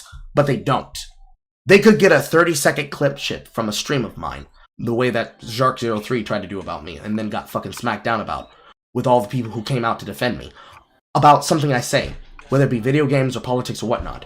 Because in order to understand that thing, you have to have done the work that we do. You have to find the video. You have to watch the video. You have to think to yourself, why does this woman, why does this man, why does this person, why does this transgender individual, why do these people act and think the way they do? What's the deeper context? Where is this narrative? Where is this viewpoint coming from? And then you have to scour the internet looking for those talking points. You have to find similar talking points. You have to then consume those talking points. Then you have to chew it, consume it, tolerate, taste test it, air it out, and then figure out, okay, this is that new bullshit. But they're on that old bullshit. They're on that shit that's been around since 2012 and 2016. But this guy, nah, he's not the normal kind. This guy just hates women. He hates women because he has a personal problem. I don't know if you saw this one thing that happened on TikTok about this guy that we called Rapist Caillou. Bald head guy that held up like... Oh, wait, what? There's this guy who tried to assault a woman and was on TikTok bragging about all women deserve to be graped. And he would hold up a bundle of grapes to imply the word rape. To the point where his literal mother said, you need to go to therapy, you have mommy issues. Shit was wild. But shit like that, you can't just look at a clip and then just say, what are these incels on? This is so crazy. That's the reason why you need to be a leftist, because then you don't have to work. You can't do that with shit. You have to actually do the work. And so many of them want to be lazy and just watch somebody else's take, whether it be Asmongold's or even Aberrant Preaches. They want to watch somebody else's take without actually consuming the original take. Which in the defense... Go ahead. Okay, so but this kind of going way back. This is what Hannah and Jake. This is one of those things that I remember them doing a lot. Yes, they did. They Absolutely. get a few words, and there's words used generally in a broader context by certain people. They've associated them with, let's just say, being like an incel or just chud language, right? So rather than actually parse out the specifics, the particulars of any given argument that's being presented to them, seeing what these words actually mean within the context of both that argument and the person who's using them, they sit there and they say, well, this right here, this is just the same little thing that all the incels do. Do I actually have a high resolution understanding of what an incel is, or what they do, or what they talk about, or the way that they structure their interactions and how they use these terms? No, I don't. But I know we've designated those people as the no-no people. So, no, haha, no need to interact with this guy. Can you believe this chud? And that's like the pattern. And for some people, it just seems to work. It just seems to work like, look at the chud. Yes. It's kind of like a shock jock, but in reverse. You're just reacting to it, Yes. In the case of people like Hannah and Jake, there are always going to be people like that. Because Fresh and Fit are that too. They are that for the red pill. They exist to create fresh red meat for people to consume. They don't care about deeper issues or topics. They just want something to put in front of people so they can remain relevant. Those people can rightfully be ignored because they will eventually die out and their channels will die off because they will always close themselves into a hug box where they will be scared to take in new blood because they will be scared that eventually, the same way that I talked about earlier with FD Signifier mentioning that he recognizes this happens and he wants those people on his side, they will eventually be overtaken by those people. Because you have to remember, when you become a content creator, you have the ability to reach out to a network of other people and just make things happen overnight. You could decide you want to talk about a particular topic that happened in the news. You want to play a video game, and while the video game is happening, you talk about whatever the fuck you want to talk about, whether it be on a live stream or it be in private. Because the ones that happen in private are where the real shit really gets talked about, and you find out what kind of character people have. Because sometimes you could say, this person only acts like this for the camera. The way that I've been talking thus far is exactly what the fuck we do in private. I am exactly who I am on camera. And a lot of these people, like Jake especially, they can't do that. Because I'm not sure if you knew about this particular thing I'm about to bring up. In the Hippy Dippy Championship, where he had to debate against Destiny, actual Jake decided to bring up personal shit about Destiny, and it happened to be a particular cage match. Where the rules of the cage match set up by Dylan Burns was that if they call for a cage match, none of the moderators can interrupt and stop. Because obviously, in most cases of politics, it really just dumbs down to like a weaker version of internet blood sports. Never again are we going to see Nikki Knife hold up a fucking pocket knife and threaten somebody over a camera. They're never going to do that. They're going to call them an incel and chud and then make jokes about them being a cuck if they know that their wife or their girlfriend has cheated on them before, and then be done with it. Because it's all about trying to get your licks in for your side so you can pretend that you won. Or whether or not you actually did win or not. It's about basically saying, yeah, I really roughed that guy up to both sides. Unless you know for a fact you absolutely destroyed a person. But that's beside the point. People like that, they do that because they need to have that red meat in order to bring content to their channel. People like myself, even if nobody else sees it, we have to discuss it on a level that can academically be understood and referenced as like a piece of material. It's not necessarily like video essay, video chud things, or live stream bro shit, or debate bro shit. It's just how information is supposed to be digested, discussed, disseminated, and then further spread. Because when you are able to do that in that order, when you reconstruct those things that you need to construct, you're able to get back to understanding and have even a deeper appreciation or even a deeper note that comes with it. It's like those old-time telescopes that really get animated a lot in animated cartoons. The kind where they have multiple kaleidoscoping telescopic lenses that go all the way down to the smallest filament to magnify in on something. Conversations and understanding social media through something like media literacy is supposed to be like those telescopes. Every single one of those lenses is a viewpoint and a perspective. It could be a named perspective that comes from a content creator like myself and Zers. It could be a regular fucking take that you heard from some person on Twitter, and it can be a talking point that's repeated ad nauseum as a scholastic narrative that comes from an empirical cathedral sense of academia, the kind of academia with tenure. You need every single one of those perspectives in order to be able to analyze something. When you only ever look at things through like a queer perspective, you fail the ability to actually understand things, and then you're just talking to the fucking choir. Now, let's get back to this, because I really do want to finish it. Like, nobody should be put on a pedestal. I don't care how nobody look. I don't care if that's the most beautiful person you ever seen in your life. Stop putting that person on a pedestal. I don't care if they got the most money, if they got everything. Nobody's better than you, bro. You don't know these people. So you see somebody... he just stayed blinking. What a dramatic pause, bro. You know what it is? Okay. So I think, and for completely good reason, I think there might be an assumption made that the reason he's pausing is because he's collecting his thoughts because he's an idiot. But that's not what's happening. I think he's doing what niggas do sometimes, where they let it breathe. They pause like, for effect, yeah.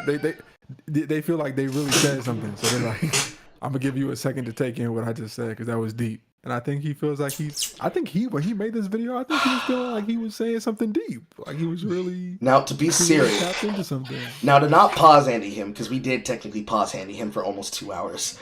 It's been 2 hours? Since 2 hours since I restarted the stream. He's been here for like maybe 4. But to not pause Andy his thought, he does have some truth. Don't put people on pedestals. Nobody's better than you. Nobody's more special than you. Really what he's saying is life is a marathon. It's not a race.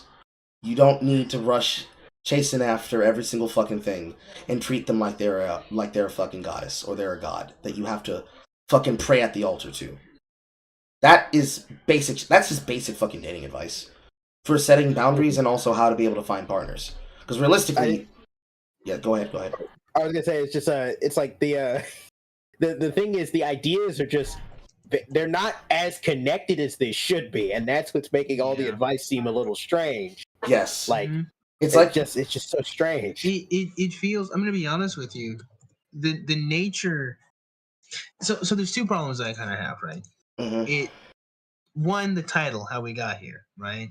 Feels like you're trying to taint something that naturally, as an adult, you'll kind of move beyond, right? You're like, it's like, I forget what exactly the title was. Let me double check, right?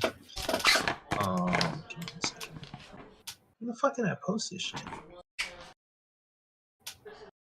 Okay, so a crush is a lack of masculinity. Men should never do this, right? So it's all clickbait and bullshit. But the reality is, right? The nature of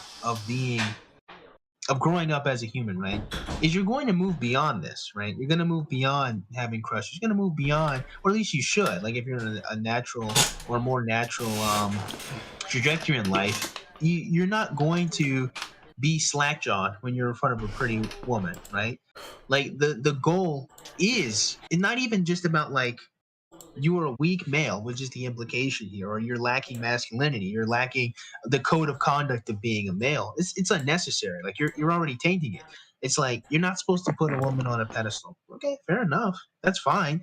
Why are we doing this? Don't have crushes, nigga. It's like, well, one of these things is not like the other. You know, it's like having a crush really isn't the same, at least as far as I've always understood it. this woman is above you. It's like, oh, she's really pretty and I like her, and it's kind of tough to talk to her because I want her to like me back. It's not this simp thing, right? Like simp. The video really should just be don't be a simp if this is the degree of the advice he's trying to give. Yeah, I'm not opposed to that. Mm-hmm.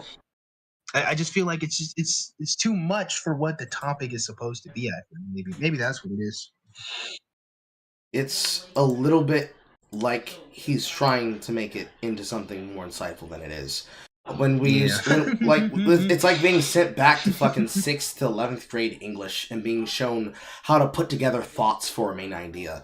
All of the connecting thoughts that are supposed to lead into what he's saying are just disconnected. And there's like one word bubble all the way off on the side that's like connected to one word bubble. And then instead of being something that feeds into the main idea, it's instead connected to another one of the word bubbles that then connects into you shouldn't have crushes. And it's flabbergasting when he says it because he puts that level of oomph behind it to make it feel like it actually has impact when really it's like, okay, but like, what does that actually mean though? Yeah.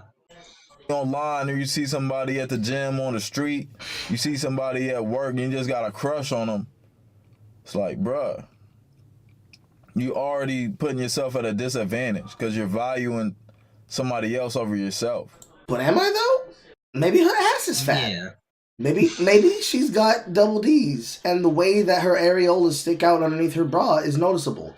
And she doesn't realize that I can see the entire definition of her pepperonis. That's very descriptive. But that's the thing, right? Like the reason why I can't connect or resonate with this is like it's just not my frame of reference for what a crush is. Mm-hmm. It's this pedestal or like this degree of separation. It's just she's real fucking cute, man, and it's tough to talk to her.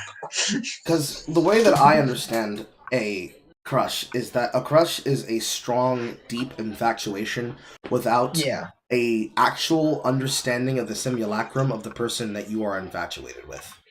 Because that's what causes the fear. I don't know you, nigga. I don't know how to talk to you. I just know my pee-pee get hard when I look at you, and I don't know why. Why do I have the cold sweats, and why do I stutter my words when I'm nearby you? Why is it I understand exactly what it is I go to say to you, and somehow my Freudian slip happens, and now I look like a fucking dumbass? That's a crush. Everybody gets them, men and women. More men, because men are not prepared to talk to women, because men don't actually tell men telling boys how to talk to women, because the way that boys talk to women and the way that men talk to women are entirely different. Because once you become a man, you have enough understanding on how to function in a social setting that you can be able to have an infatuation with someone, but it's not a crush that overwhelms you, because that's the entire idea behind using the word crush. It's not a flirtation. It's not a what was that stupid ass thing that bitch said? It's not an entanglement. It's a crush. The weight of your infatuation is crushing you. So when you end up fucking up in a social setting and embarrassing yourself to the point where everybody can clearly see it, even if you're not in denial about it, it becomes a painful experience, similar to being burned. Sometimes people describe it as being burned, where they have their first crush and everybody fucking taunts them about it. Because everybody has it. But when you see someone else going through it, you now are able to be like, oh, that's what I look like? God damn, you such a bitch. And women do it to women worse. Because their level of hazing women about social crushes like this is to make them feel like the most socially perverse inverse of what men do. Men dog people out and make them feel like they're back in first grade. Because the way that you were talking earlier about the girl that you had, bro, I have one too. And her name was Emily Wintermote. She looked literally like Kyrie. Today, okay. She literally looked like Kyrie, bro. Quite literally. Fucking eyes like that one actress from Spy Kids 3 Game Over. The one that was supposed to be the trickster. Dead ass. I was mystified and I was fucking 6, dude. She was nice. Granted, I was literally in the 2nd grade, but she was nice. And the sheer capture that my brain was in was like, I don't know what the fuck this is, but I like the way that I feel when I'm around her. So I'm gonna have conversations with her. And she was smart enough that she understood that was what was happening, and she didn't make me feel like a fucking jackass and taunt me about it. Because we were literal kids. We didn't know what the fuck flirting was. We just knew that we liked each other. Hey, can I just say, man, y'all over here talking about elementary school and shit. I'll never forget my crush when I was 1 year old in fucking daycare, bro. This nigga. What comes to mind? Bro, she gave me a lollipop, bro. She gave me a Tootsie Roll, bro. That shit was orange flavor. She gave me a Jolly Rancher lollipop. It was green apple, and I loved that shit. It was so good. I crunched and munched on the core, and I was happy for like 15 hours.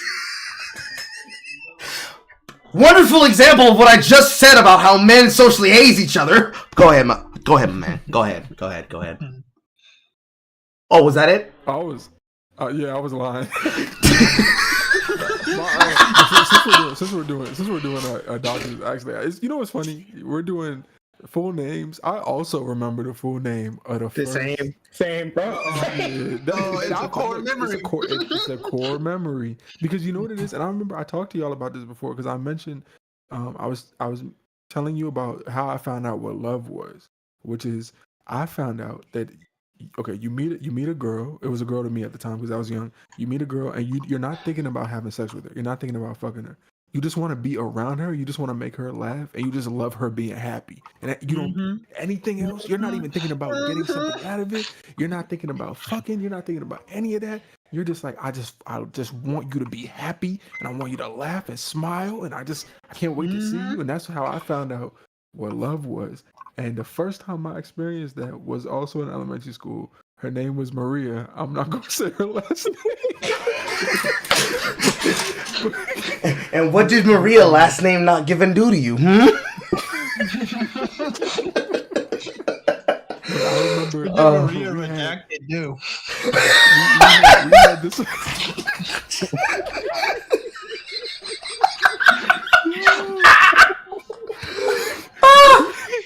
We had this 4-desk setup thing where they put 4 desks together, and then we would all be, so you'd be facing somebody, and then the other person to the right of you would be facing somebody, and there was this moment where we locked eyes. We were doing like a partner project thing, and we locked eyes, and I don't even. It's so funny, man. This shit, no one has to teach you this shit. You just fall in love, bro. Like niggas, no one teaches you love. You just find out what it is.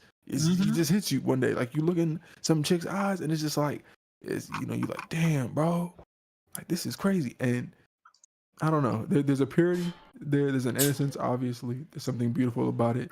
I think it's a shame that as you get older, everything gets so complicated. Because in that moment, nothing could have been simpler to me. I just wanted her to be happy and to laugh, and I wanted to be around her. And I'm not saying that that's not still the case of any woman I meet that I like, but. There's no complication there. It's just like, I'm a man, you're a woman, I'm a boy, you're a girl. I like you, you like me, right? It's just is what it is. Like there's nothing. There's no birthday gangbangs. Like it gets complex because ironically enough, that fucking cringe ass music they got from that Trolls Band Together movie that was made so that NSYNC could make a fucking single for them for the fucking I Don't Mind When the World Gets Faster song. The fucking line in the song about I'm so excited to see you excited is effectively what love is. And in order to approach that level of infatuation requires you to have to deal with the simulacrum of what a person is like in your head and what they are actually like when you talk to them. And most of the time, the way that men are socialized into approaching these issues is figuring out, is what I have lust, or is it the beginnings of love? Because in order for you to love someone, you have to like them. Because you can approach the idea of the person in your head and what you assume that they would like you to do to court them. But the way that you end up materializing, I really hate that this thing doesn't permanently stay off when I turn it off. the way that you have to materialize that conversation when you talk to them is entirely different than you would expect a normal conversation to be. A lot of this is problematic because, ironically enough, what Pox Toxic said in chat, 90% of the time it's lust. You look at them, you're like, God damn, you look good. Whoo, that ass, you got a deluper on you, girl, fuck. But realistically, a lot of the time, because this is what ends up being the TikTok problem. I don't know if you know about this content creator by the name of Mia Pie. I'm not going to say anything about her. Just Google it on the side. And then get back to me in a second. And you'll see the reason why I mentioned her. But a lot of the times, especially when it comes to boyhood, it's spelled Miahpie. I don't know if she still has her picture profile as Agent Honeydew, but when you look at her and you see the content she posts, you'll see the reason I mentioned her. When you approach women in boyhood, a lot of the times, it's never lustful. You're confused. Because when you see women like this, and you get attracted to them, there's like an element of them that you are attracted to. Something about their particular personality that puts you at ease.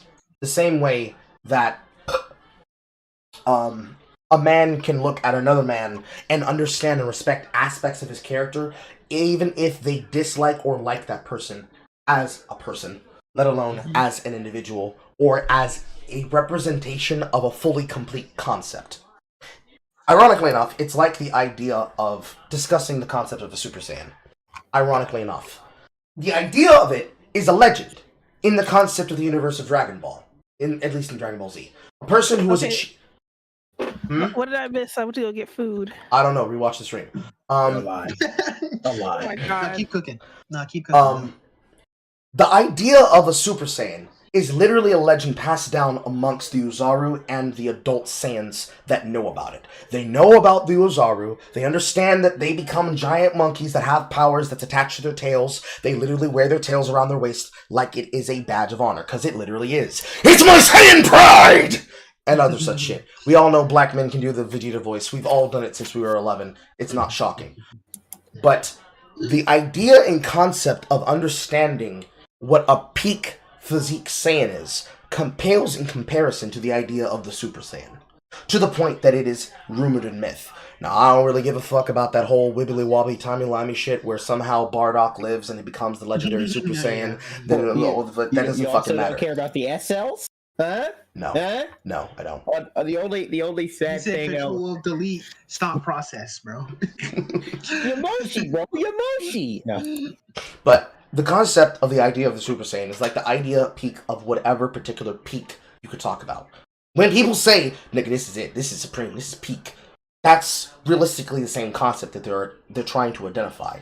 If you could identify a Twitch thought or an internet thought, and you could say, this is a level beyond Twitch thoughtery, that's realistically what we're trying to describe when we describe these things. To have a frame of reference of what that is and what that looks like, you have to have something to compare it to. When you're in boyhood and you understand that emotion and that immediate strickenness of thought, interaction, and then reciprocation of that interaction from your emotions, and how you start stumbling over your words and actions because of it, you don't have a frame of erection. You don't have a frame of erection.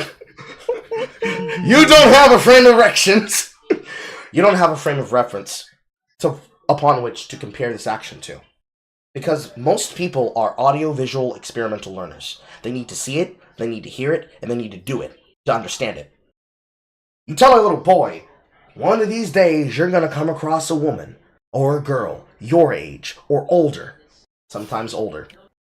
Because young boys, you have to deal with a lot of older women. And some of these women be looking real good in their old age. You're going to come across a woman in the world. You're going to look at her, and you're going to have thoughts. And they're not all going to be immediately lustful. You're going to look at a woman, and instead of saying, God damn, good, googly moogly, that ass is juicy, you're instead going to look at her and say, arm on desk, hand down, you know, sometimes I think they should really just make sundresses for a particular kind of person. Look at this creature right here. Look at how she wears the sundress. She hasn't even done anything special to it, and it looks like she's made for her. I wish I could be able to see people like that. And when you have that thought, The most gangster person who's literally just freshly killed a man. It's like he's writing prose for Shakespeare. And then everybody's like, nigga, what the fuck you just say? I'm like, oh, my fault, my bad blood. Let me get back to this execution. Click, click. The kind of slip up that this interaction has. The kind of slip up that this interaction has prompts you to then think about the last time you had that experience. But if you've never had that experience, you don't have anything to compare it to. So then you're like, is there a particular thing that I saw that prompted this experience? I've never had this experience before. So clearly there must be something special about this person. But it's literally just a guy. Or it's just a girl. So they start putting them on some kind of elevated surface because of said crush. Because this emotion is so pressing to them. It feels like it's a physical, real world critical theory. Like, the fucking anti-life equation will unmake them if they don't understand what's happening to them. It's that serious. And the way that we've socialized men is that, in the female perspective, you socialize the men and you scream at them, you need to learn how to not rape! Don't you need to know you need to respect women? And this, of course, has the opposite effect, because teach men not to rape really just means don't talk to women at any time, nowhere, anywhere at all. Never at all in the open fucking world. And the problem that comes from that inverse of the SpongeBob idea is that this then means men should never approach you. So of course they won't. Why the fuck would I want to approach a woman? She's gonna scream rape. I'm gonna go over here, I'm gonna play video games, and I'm gonna chill with my guys, because I know my guys know I'm not trying to fuck them. The male perspective of this is that we socialize men by hazing them. Not because we hate them. Sometimes it's a little bit of dogging, especially amongst friends and social interactions. But you socially haze them to make them not associate the idea with disgust, but to make them question themselves. Because the amount of mind games that might happen to them should they interact with that woman will be 10 times worse than what you will happen to him talking with the dudes. So it's a form of social inoculation, giving them a little bit of poison resistance before they end up going into the Viper's Den, so that they can be mentally prepared. Yo, dude, you fucking blow my mind. That's crazy. Am I really? So it's like a more robust way of saying men are forced and flame. It's kind of a thing. True. But the way you've put it is extremely robust and detailed. It's fascinating. Go ahead, keep talking. Like, you have to socially haze them in preparation for what they're going to deal with. Because they're not just going to get tested by the woman and have to, like, earn their stripes as a man. Because realistically, the test of manhood is when you have to stand on your 2 feet in the world and actually decide not that you are a man, but what is manhood? I had this conversation the other day with weeks ago with my godfather. Because the circumstances around my wife's union and I was not necessarily the best. Because realistically, in my family, my mother does not look very well upon white women, because she always imagined her having a strong black family. And then here I come in like that one fucking the fucking guy in the meme with his white wife, and now I'm fucking watering down the bloodline. You cannot bring your white wife to the cookout. The circumstances around it led to him calling me. And I've talked to him about everything in my life, because he is not my father, but he is my daddy in that sense. If my mother had not gotten with my father, he would have literally been my father.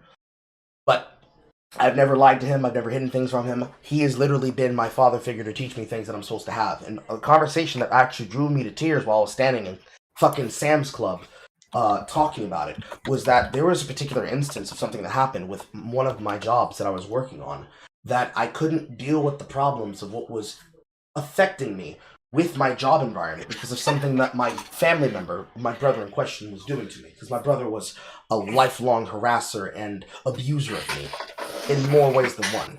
And what drew me to tears was, as I described to him the problem, is that what happened, because I had to take him to court about it, because it was causing me issues, because he was breaking into our house and squatting on our property, despite the fact that we kicked him out because he was doing drugs and doing shit he wasn't supposed to do, inviting strange, weird people into our home, locking the inside doors, because the room that he was living out of was a door in a room that connects to the outside and also has a door to the inside of the building. I'm throwing my watch to the bed because it literally won't stop ringing.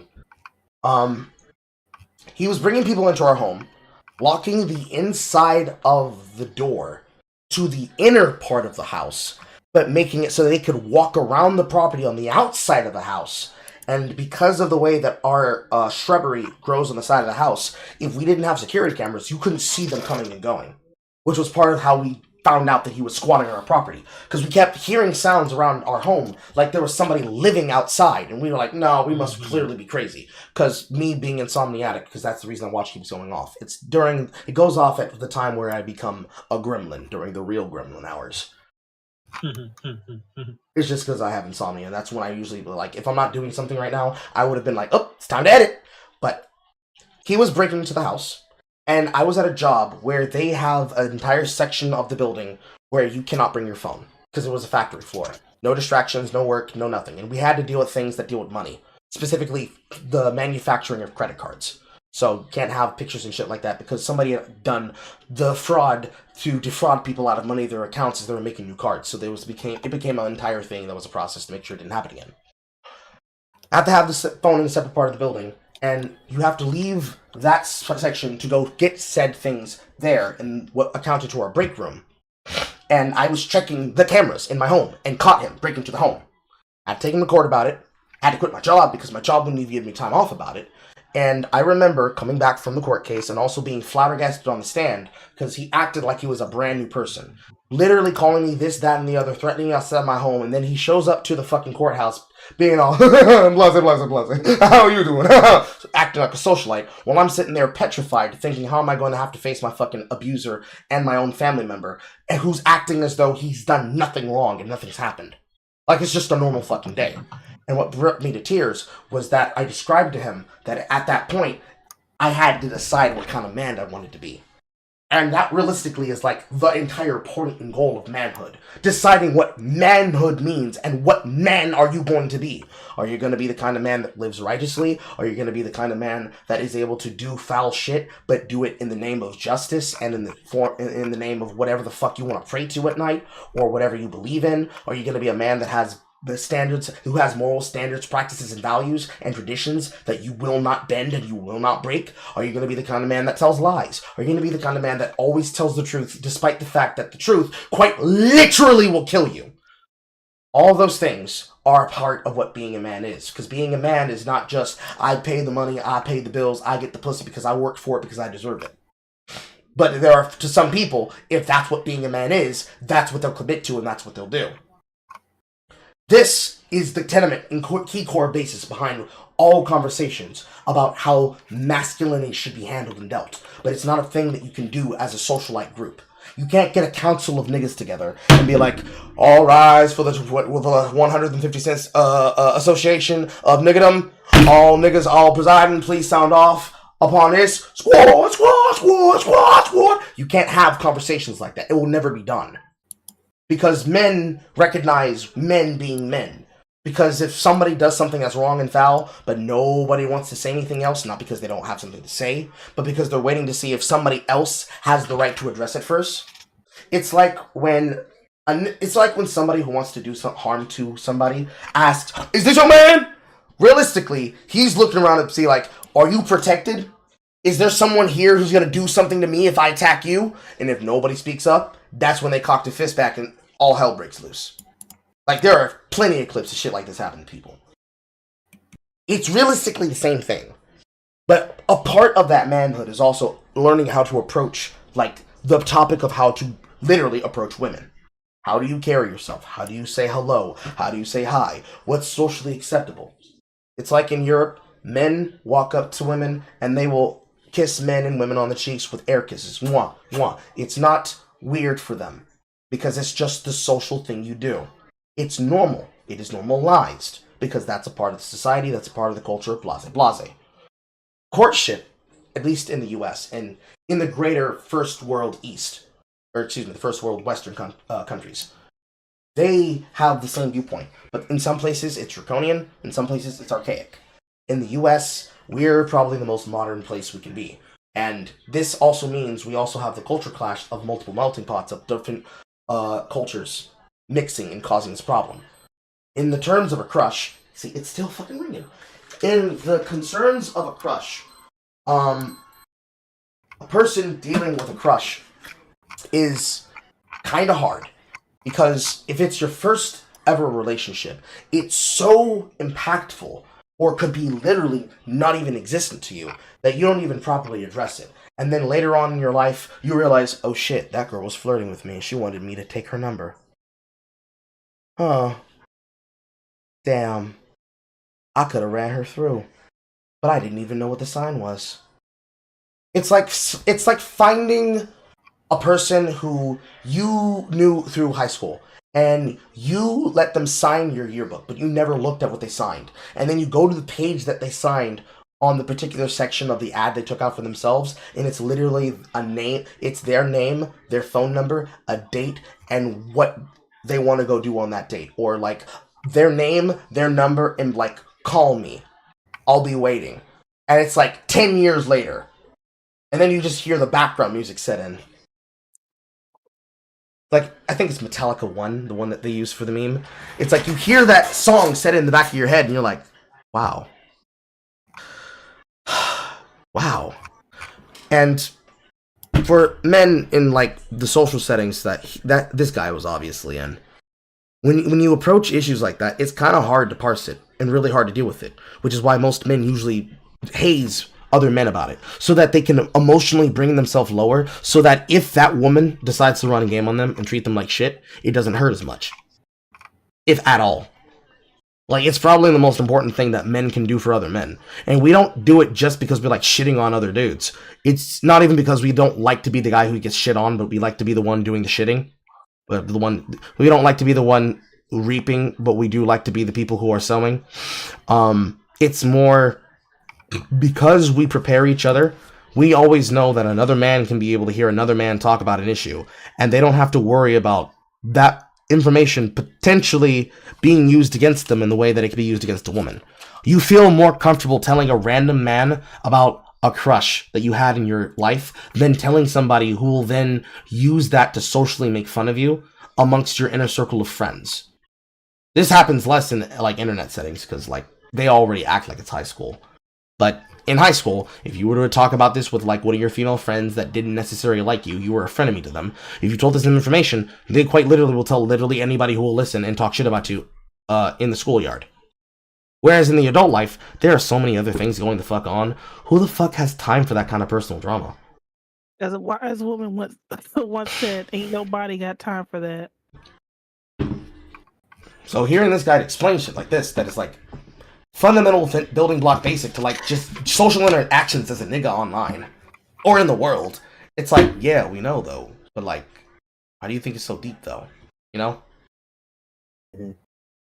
You're fantasizing about somebody, and then you're developing a perception of them that's not even true. That's not even based on reality. Yeah, that's the simulacrum right there. Like, you form an idea about somebody that you don't know, and because you just have to assume based on what you see, if all we ever see is Instagram thoughts that they suck dick, and then randomly they show up on Destiny's podcast, and you're like, hey yo, why the fuck is Laugh here? You have to assume every woman's like that. But then when you approach that, and then you see people like Kayla, you don't want to project that. Could Kayla be sucking dick? Because you don't even want to entertain the thought, because then it's like, well, of course she sucked a dick before. She's probably got a man. She's probably had men. She might even have women. But you don't even want to entertain the thought, because it's like, I don't want to poison my image of that person with the perverse, belittling ideas that my monkey brain can permit. Not monkey like that, Twitch. Not monkey like that. That my monkey brain can permiss. Because I don't even want to taint the idea of it, because they should be above something like that, and I don't want to debase them in that way. That's really what that causes. We don't usually have that mindset to know that as kids, because why the fuck would we know what a simulacrum is? We just know what makes our pee-pee hard. Because you don't know them yet. You haven't got to know them. Until you get to know somebody, you should not have a crush on them. I disagree with that. You should have a crush on as many people as you want, because realistically, having your crush doesn't mean anything more than, I really like them. Now, of course, I can have... I mean, do you really even control it? Not really. No. Yeah, it just happens. outside of your control. Yeah. I remember it's interesting. I think this is kind of hilarious. I remember the first time I saw this one teacher, just when I was a 72 teacher. It's hilarious. I saw her, and I developed a crush on her, and I was so shocked. I was like, I'm an adult and I could still get a crush. I was like, I thought I was above this. I thought I was beyond that, but I couldn't control it. It just happened, you know. But obviously, you know, me getting a crush as an adult was just so much different than as a teenager, because I actually talked to the woman and I found out she's married. So, but Yeah. like when you get a crush as an adult, like you could do something about that. I think he's really stretching this out to make a point that he doesn't need to make. I'll be honest with you. Yeah, I agree with you. Attraction on the level of a crush is not something you have. You don't have conscious control of it. How you choose to respond to the stimuli, you have control over. But you don't have the ability to control your infatuation with it. Because once you understand that you have the infatuation, you can be able to rationalize and say, look, I like the way they look, but that's it. I'm never going to see this person. I'm never going to interact with them. And even though I will never do that, that does not mean that I should make my thoughts about them pornographic in nature. Because, hey, it's just a fantasy. Ain't no money. Because that's how you end up poisoning your mind. And that's where a lot of people will have the idea and have the, in my opinion, correct statement that porn can be damaging. Because realistically, when you have that level of fantasy that you have to the point that you're daydreaming about having sex with a woman in the next car over to you or you're in traffic, you have a problem. You have an addiction. Granted, it's not helped by the fact that they create things that they set up to look like they're real, but they're obviously not, because everyone's a paid actor now. But when you did have porn that was just literally two people fucking, people will have that kind of mindset, and they'll project that shit into their lives. And they'll hope that they can repeat what they saw in their own life and act like they are a hentai protagonist. You don't want to be. Yeah, you could. It's interesting. I just kind of for two things. One, the one porn debate that I called in on the other day, but also another one that Homath was having with Jasmine Jafar. It's like no one ever brought that up. That like the way that porn can affect you, it isn't just simple as it's just mental eye candy, right? But that you can literally go out into the world and you start projecting and you want to relive the things that you saw because it was pleasurable. Like that influence, it really doesn't end with just watching porn and jerking off, but it does affect how you relate to women, how you see women, and the things you want to do with them. It does go beyond that. And I think it's a little disingenuous from some people to not play around with that idea and then really take it to its full conclusion. Well, the funny part about that is we actually used to know that. If any of y'all are old enough to remember the TV show Friends, yeah, they had an entire episode about that. Literally, where one of two of the guys, their cable network messed up and it gave them the porn channels for free. And then literally at one point, like they had someone deliver pizza. And they were like, why didn't she come in, strip down, and have sex with us? And they kind of just looked at each other and went, we need to stop watching this so much. It's messing with us.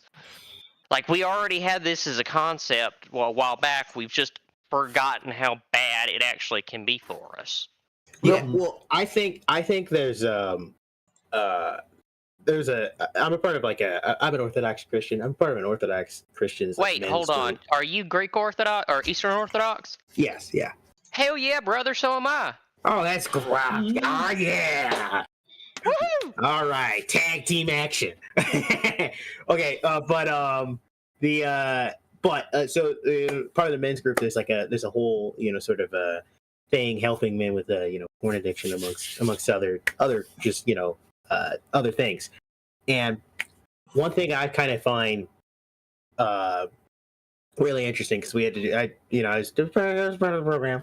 There was a lot of like deep introspection about it, right? But one thing I've been like noticing, because unfortunately, as you've been following this stuff for too long, right? You've been exposed to this for like a long time. It's like I've seen things change as young men, right?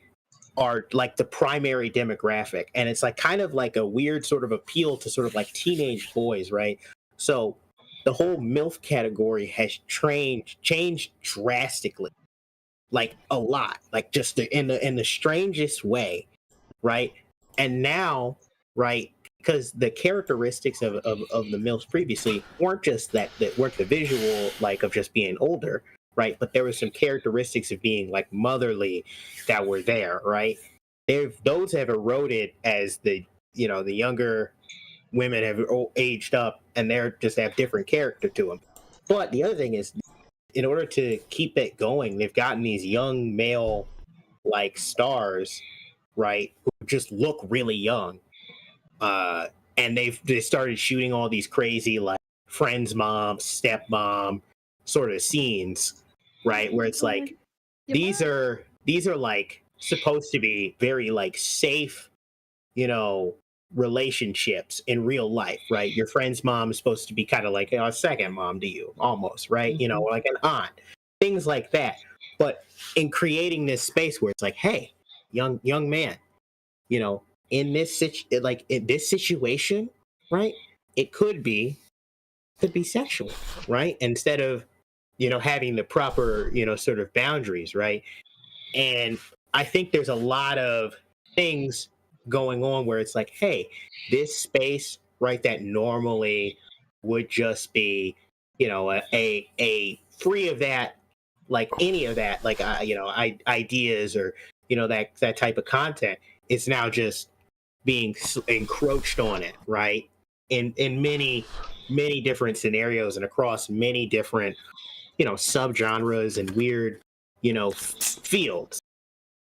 And that's just I guess like the best example of that is like the weird soft marketing to teenage boys of like older women, and then that encroaches on this space of like a wholesome relationship with older women, right? So it's not just there's like a sort of sexual desire for women your age. It's like, well, it's possible that the women even older than that, right? You could be up there. It's like, and that puts a sort of distance between relationships that would just be wholesome and productive. Oh, I can actually speak to that because I actually had that ability and experience doing what I did. The obvious primal thing about that is that originally in society, the way that men would get experience with women, and I mean sexual experience with women, is that young men of tribes as old as the traveling tribes that crossed over the water land bridge that used to exist between Alaska and Russia through Pangea. What they would do is that they would fuck the older women in the tribe that were menopausal. They would gain their sexual experience by primally sport fucking the older women because their bodies could still take it. And this element is part of the pornographic portrayal of the Mrs. Robinson effect, which is why they use it so commonly. It's why mature is the most common element. Because mature porn is supposed to be the kind of porn that women can most likely be able to see themselves doing, because it's the kind of porn that would be tailored as made for her. Because they're older, they're not as young as they used to be. People don't factor into like, women also looking at that. Yeah, they don't. They don't. The women are older. Their bodies may not be built for the kind of, because it's obviously going to be not real. Because most of the time, the real shit you don't find in the mature section. You usually find it entirely somewhere else, because it's usually subsidized into a sub-factor, because the idea of mature is not older women put in these scenarios. It's just woman, and she looks like she's past the age of 50. They are older. Their bodies cannot do the things that the younger porn stars can be able to simulate. They can't do the mating press. They're lucky that their hips don't lock up, etc., etc. And that's not because they're so old that they're crotchety and they're past 50. Because realistically, like I said earlier, mature starts at the age of like 35 plus.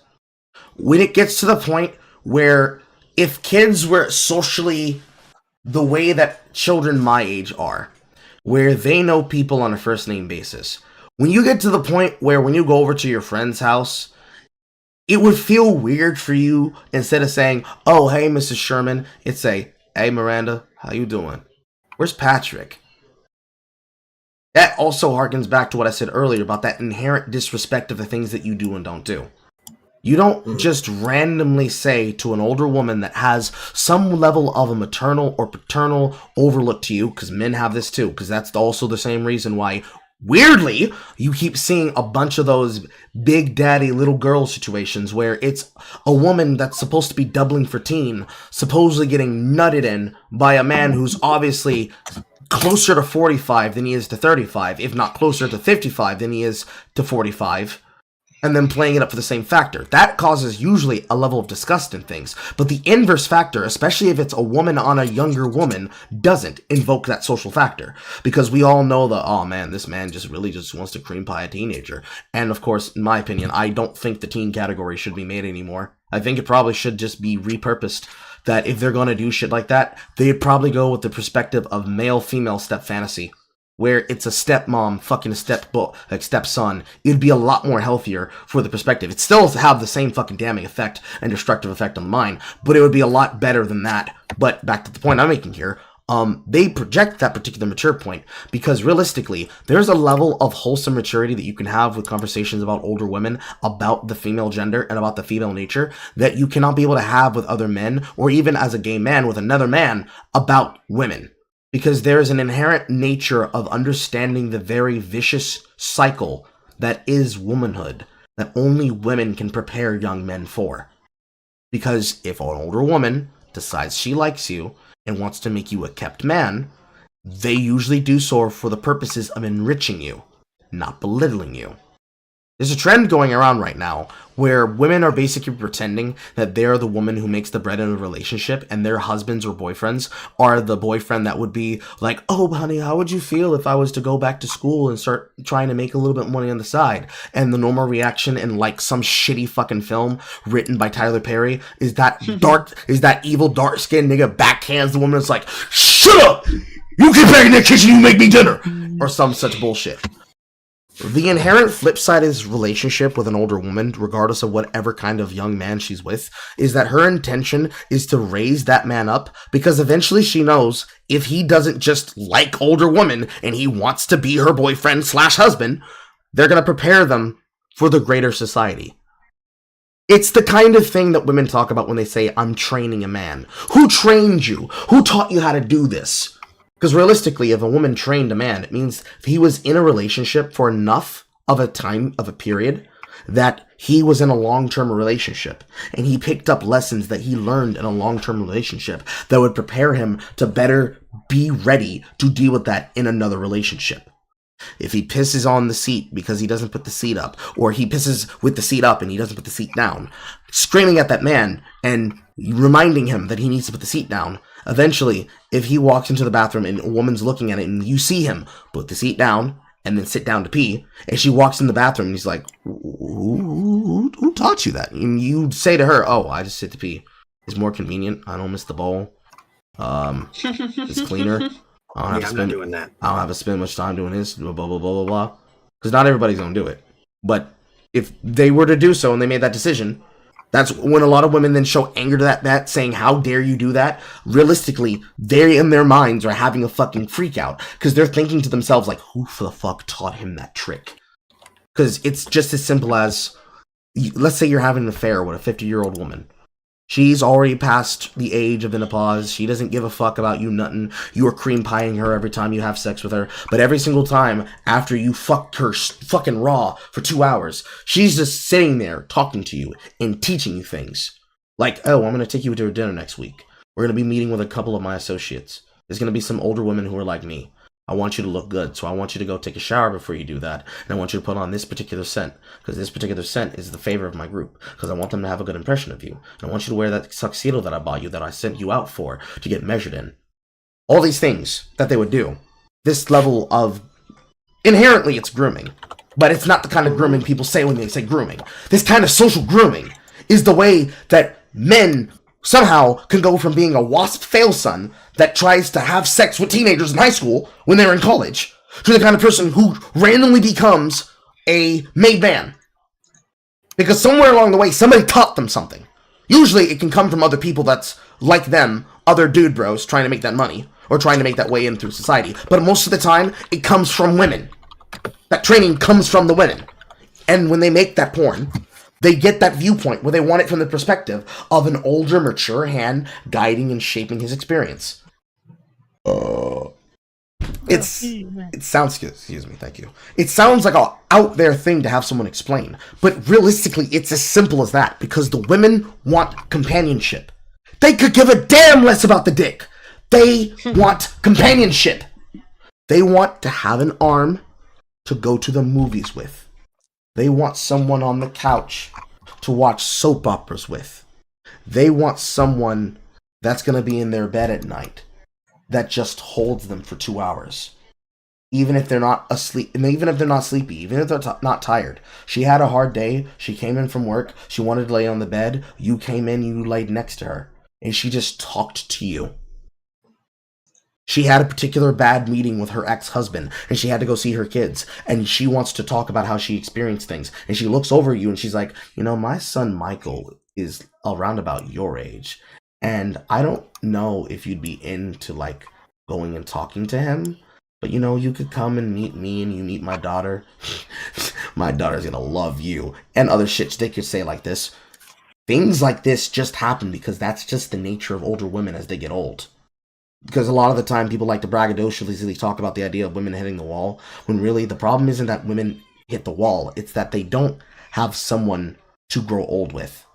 So they have to find that person that they can have that interaction with. And when they reach that age, and if they have already had that interaction, like they've met a man, they fell in love with that man, they raised a family with that man, and maybe things got hard later in their marriage, things didn't work out, they're still amicable with their ex-husband, but they're looking for a new experience that they didn't get to have. They want to be able to find that experience, and usually what ends up happening is they find young men like myself.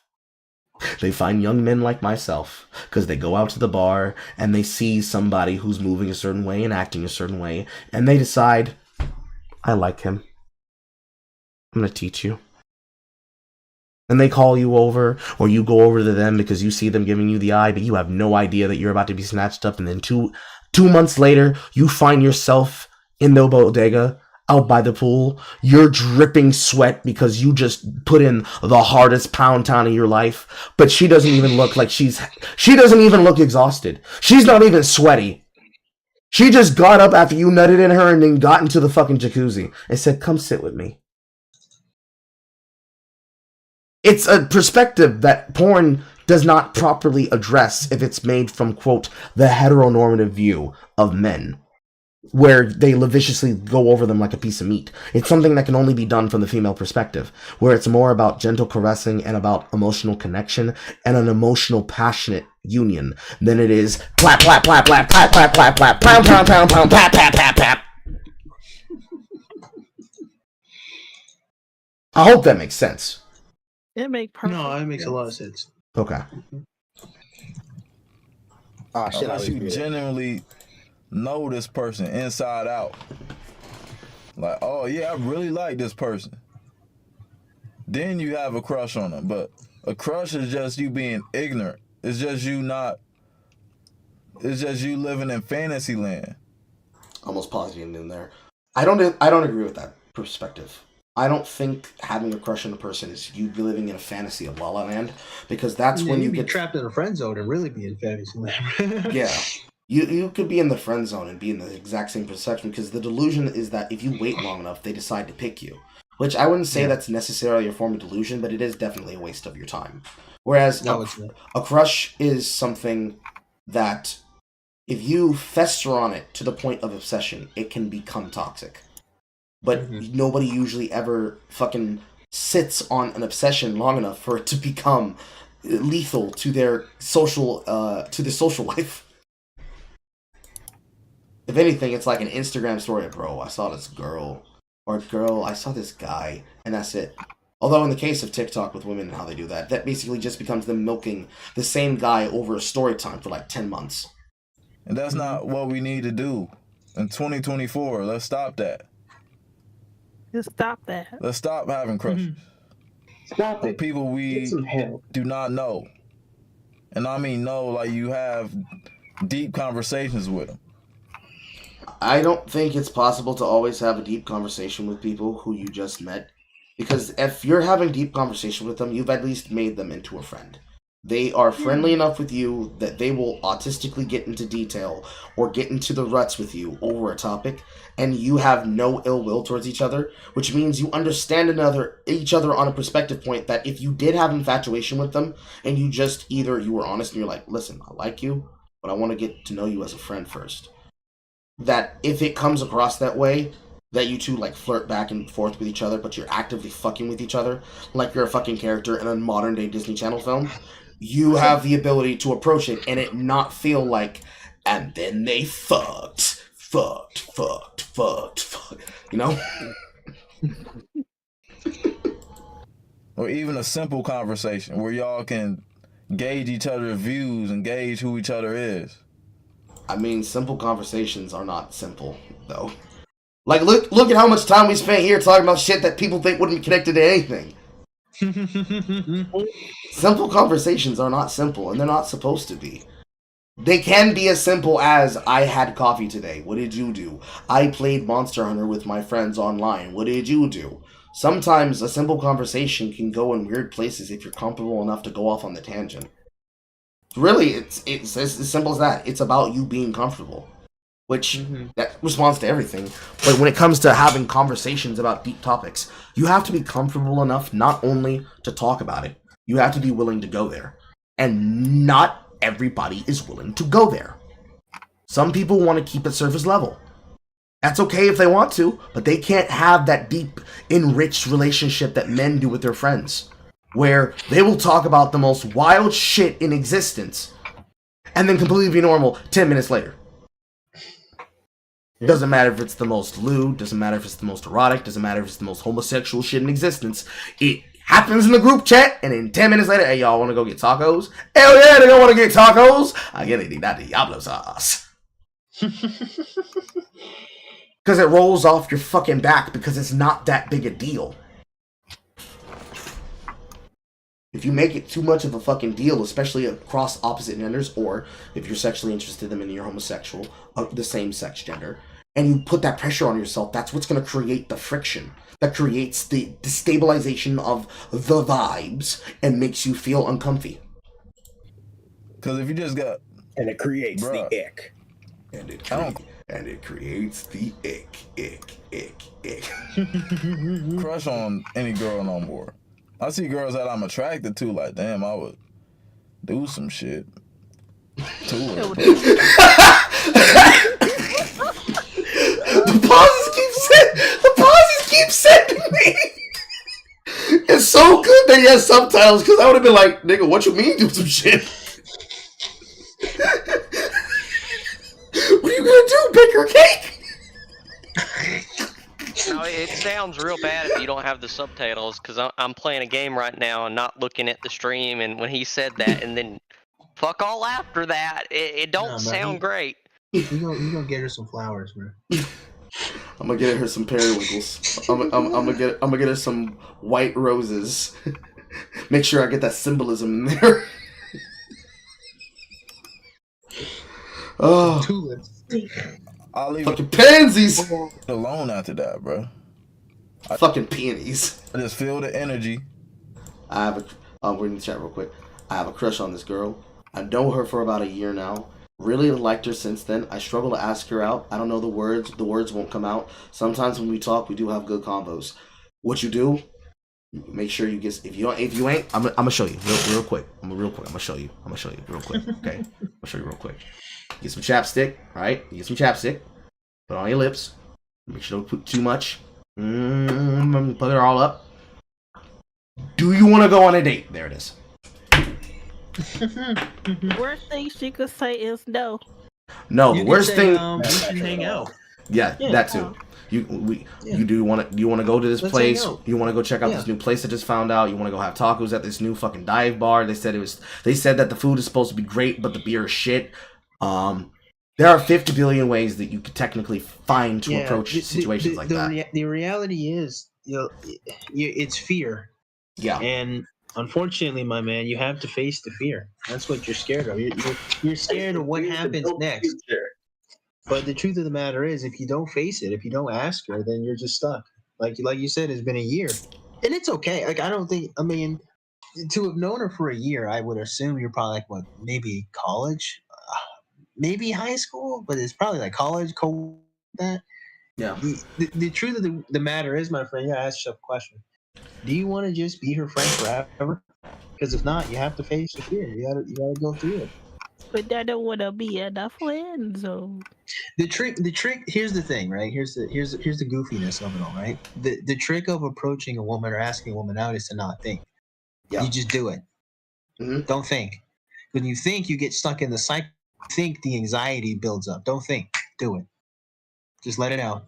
Like, whatever, when people say be yourself, they should really not say, you just have to be a version of yourself. No, just walk up to a woman, open mouth, whatever comes out.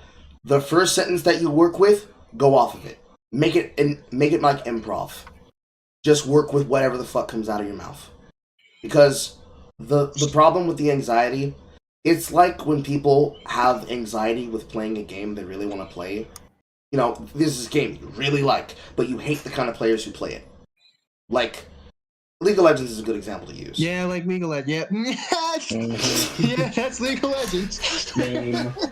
Like, you love the game, but you hate the people. Like, you love the mechanics of the game, you love all the parts that have no interaction with another human, and it's you, and you're learning how to pick up one of these 130 champions that are now in the game. Something like that. But then, when you go to that rank screen, because you don't have this problem when it's normals, it's just normals, bro. But the second your ass clicks on that solo duo, all of a sudden, you know what, nigga, you know what, I got something I gotta do. I'm gonna go watch a video for, let me go look at this VOD of Alois NL. Let me go learn from him. Let me go look at Slaughtos. Let me go look. And you just keep putting it the fuck off, because you know what you really don't want is to get there and it's like, yeah, I'm ready to play a video game. Shut the fuck up, you... How dare you think you have a right to play on my internet? Don't you know what we do to... Was I you?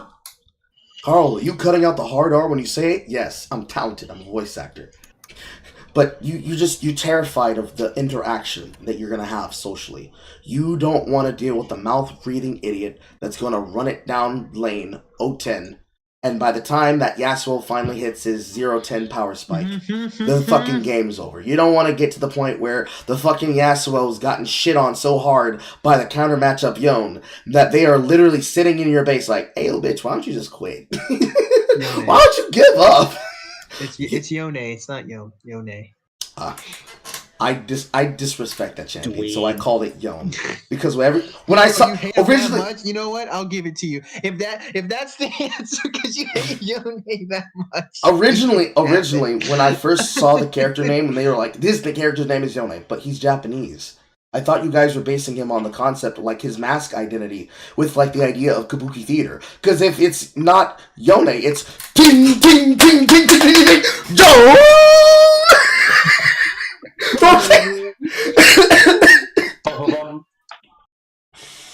But like, I don't like that champion because that champion's not balanced. That champion is the most unhealthy design created in the history of League of Legends.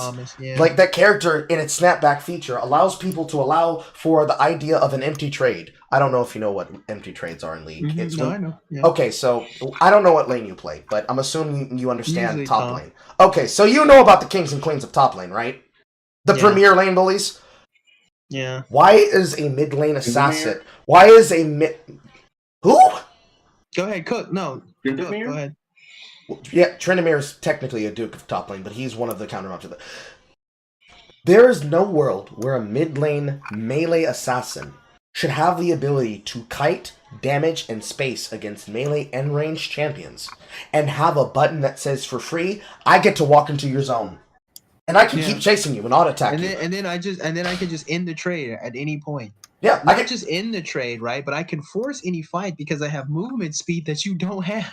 I have movement speed that you don't have. I can press my advantage, and even if you try to fight back, guess what, bitch? I'm leaving. You still lose because by fighting back, he deals damage just for activating his movement speed buff. he deals damage by returning back to his body. It's ridiculous. It's Not ridiculous. just any damage, true damage. Here's the creme of the crop of BS that is Yone, right? It is the stun lock that is it's the zero counterplay. I'm going to Q3 to ult back to back. You can't literally for 2 seconds. You can't move. You can't do anything. It's ridiculous. It's ridiculous. It's absolutely ridiculous. And if worse beyond that, the fact that his fucking hallway box that even Yasuo doesn't have it. As much as people probably complain about the Hasagi, the tornado is not that fucking big. Yeah, it really isn't, bro. Like, here's the thing. I'm gonna be honest with you. Once you figure out, once you figure out what Yasuo wants to do, you can beat him, right? And I'll be honest with you. I used to be terrified of Yasuo back when I first started playing League of Legends. Right around season 8, season 9, a couple years ago, I stopped being scared of Yasuo. Not only because I played Yasuo, I know what Yasuo wants to do. I know Yasuo's limitations. I know when Yasuo gets fed, this is what I'm supposed to do. I figured out how to fight against Yasuo. But Yone can do so much.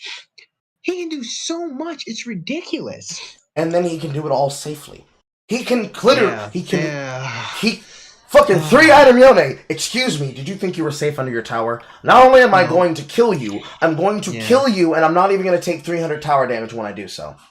Yeah. Anyways, the anxiety. He did confirm, by the way, that it was college. Yes, college. I graduated, and she's about to graduate. That adds another level of complication with your life. I am fearful. I just got to do it. I don't know. I've been delaying because I'm hoping for a time when we have a one-on-one convo without other people around, but it's been a workout. Yes, those are excuses. Correct. That is true. That is excuses. Make the 1v1. This is your moment. This is your ranked. It's time for you to square off. This is your top lane. This is your moment. Get her number, and you can call her anytime you want. Yeah, the best part is you already have that. You've talked to her for a year. And it's not like you're socially manipulating, like you're going to come out and be like, I've been trying to get into your pants the entire time. You don't have to do that. It's literally just, can we go do a thing? I just want to go socialize with you. It's not hard. If you think about it too much, you're going to make it seem like it's like that, and she might catch the wrong vibe from what you say or what you do. Because it's going to be a primal kind of thing with talking to it. Because she might know that you have feelings for her. She might even be in the chat. I'm not going to do that to you. But she's going to eventually, if she understands you, if she knows you as well as you have talked to and know her for a year, she'll probably have already picked up on the fact that you have that you're into her. But she will have waited for you to figure out how you wanted to approach her so that she didn't make it awkward for you and make it harder on you, which is another thing that women do have to learn how to do for men. But they don't like to do that because they like to fucking have all the power in the situation because they still believe in those power dynamic shits. But you just gotta do it. You just gotta do it. Just do it. Just get up, do it, make a plan one day, and just say, no matter what the fuck happens, this is my plan. Here's what I'm gonna do. If it doesn't work out, I have a great friend. If it does work out... You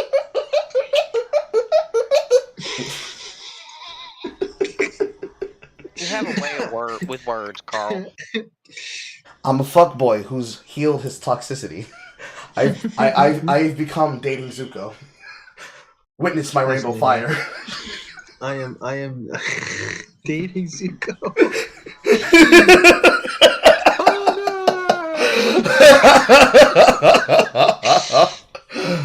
No, I think your advice is spot on, man. The only way out is through on this one, man. Yeah, because you're gonna feel. Trust me, you're gonna feel a lot better once you pull the trigger on it. No matter what fucking happens, you're gonna feel a lot better. I gotta imagine at this point, like here's the thing, man. I'm not gonna just gas you up and say she probably likes you, but if you've been friendly up to this point, right?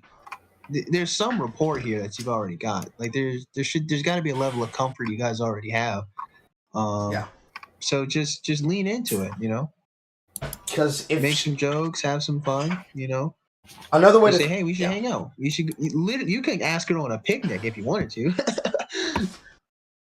Quite honestly. Don't do it. Don't do it. That's just him being corny. Don't do it. I'm extremely corny, but I mean, my you point would be is, surprised you know, how much you've got the rapport, you know. Another like way this isn't just like some cashier that you're a regular at. You know, you've been talking to her for a year. I mean, shit, you could even pull this shit with fucking baristas at Starbucks. They need. I mean, I've social done that. I've interaction. done that with a couple of cashiers before, actually. But the way you need to think about this, Velvet, is that you've been talking to her for a year, right? What if she's waiting for you to make the move so that she doesn't feel awkward about her attraction to you? What if this is your? What if you are? What if you're an anime harem protagonist? What if this is Lavina, bro? What if this is Death Flags? What if this is the good version of School Days? Oh no, that's not even. No, do not. No. That's not even. Technically, No. technically, the good version of School Days is Radish Summer Vacation, but nobody's played the H-Saddle game to know about the thing that it came from. Also, it's still cursed anyways. But imagine you're going down a good route of Fate Night Stay, bro. Oh, okay, yeah, that works. Yeah, imagine you're going down a good route, bro. You will never know what route you take until you actually pull the trigger on this one. And if things are mutual, then it works out fine. And you will still feel much better when you do so. Because you have to imagine that once you do this, that it's going to either bring you closer or it's going to irrevocably tear things apart. If it irrevocably tear things apart, then technically you really didn't necessarily know her as well as you thought you did.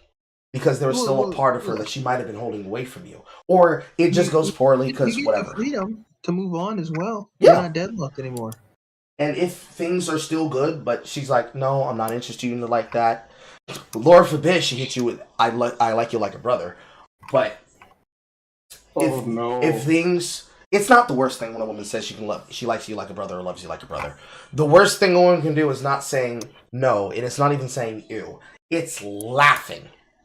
Oh, that might be the worst. Yeah. But yeah. Wait, what kind of laugh? Is it nervous laugh or? No, the kind of. You can't tell, bro. That's what's crazy. You can't tell, bro. Fucking Joker shit, bro. You don't know, bro. It's the Joker. It's the kind of laugh where it's like, and then she collects herself. That's the worst that a woman could do to you. But if it doesn't work out, but she still wants to be friends with you, then you still have a lifelong good friend.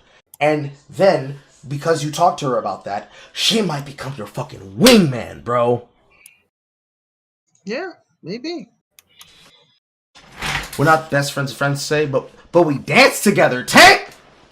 They dance, they do the tango together. They take dance classes. This man's fucking Abba Atlas over here. And he's saying, I don't know when to talk to her when you're dancing! It's right there! You guys dance together? Yes, they go dance, they do the tango. I think she likes me sometimes because she smiles at me a certain way, but then I see how close she is with other guys, and then I just think I'm reading into it too much. Don't care about the other guys. The other guys don't exist. Just think about. Not only do they not exist, you're better than them because you exist. Yes, you must. About you that exists better than them. They don't exist. You have to become Vegeta in this aspect. Yeah, man. I don't know, bro. Like, you go to dance class together, you hang out. So, I would inquire, like, what's going on with the other guys? Like, what do you mean you see her with other guys? Like, I don't know. Because that could just be her being friendly and just talking to niggas. I don't know. We've now entered the call-in segment. I guess so. Like, is she like flirty? Is she like touching them? Is she all smiling and kiki and ha-ha? Or is she just talking to motherfuckers? Because if that's the case, again, just talk to her. Yeah. Like it's there's so many answers to how you should approach this, and it's just as simple as just do it. Hello, Grace, I see you. We have BassFZZ here. It's a very weird conga line how this happened, but you have to thank Sanfrenet for this. Hello. This is our regular. This is our resident black girl who says "bruh."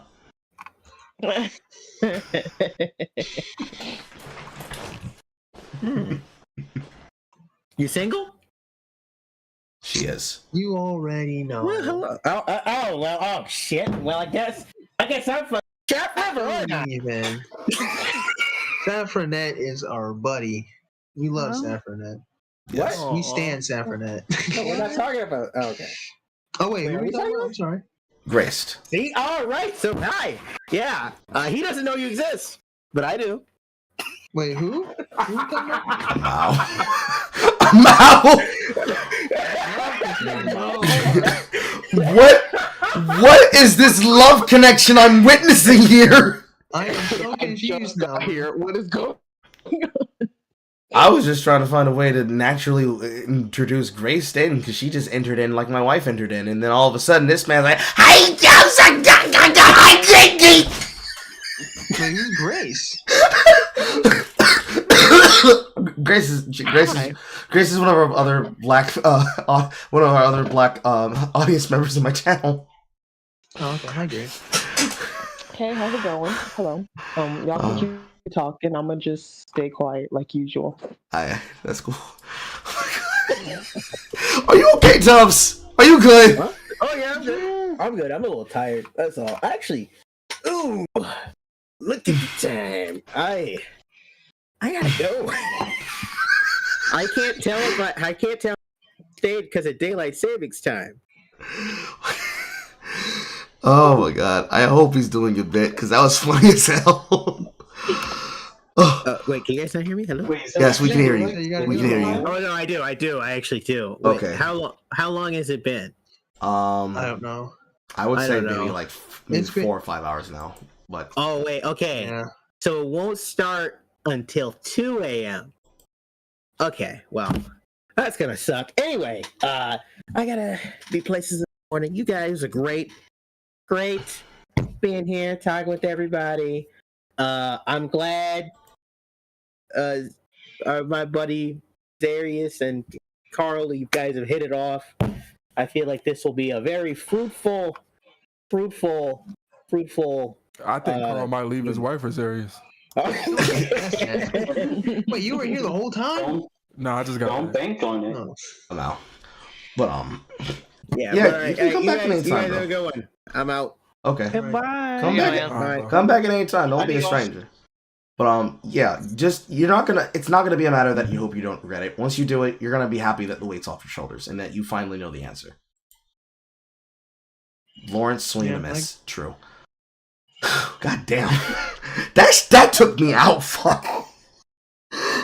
I don't know if he was doing a bit or not, but that was funny as hell. No, that's just him. Okay. Oh, what were we talking? Oh no, I remember what we were talking about. We were addressing him in the chat, and then we were talking about the thing before. But yeah, older women basically prepare you so that you don't do that.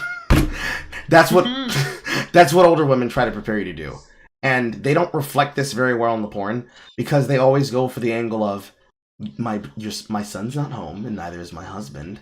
Don't you want to fuck me raw for like 4 hours on end?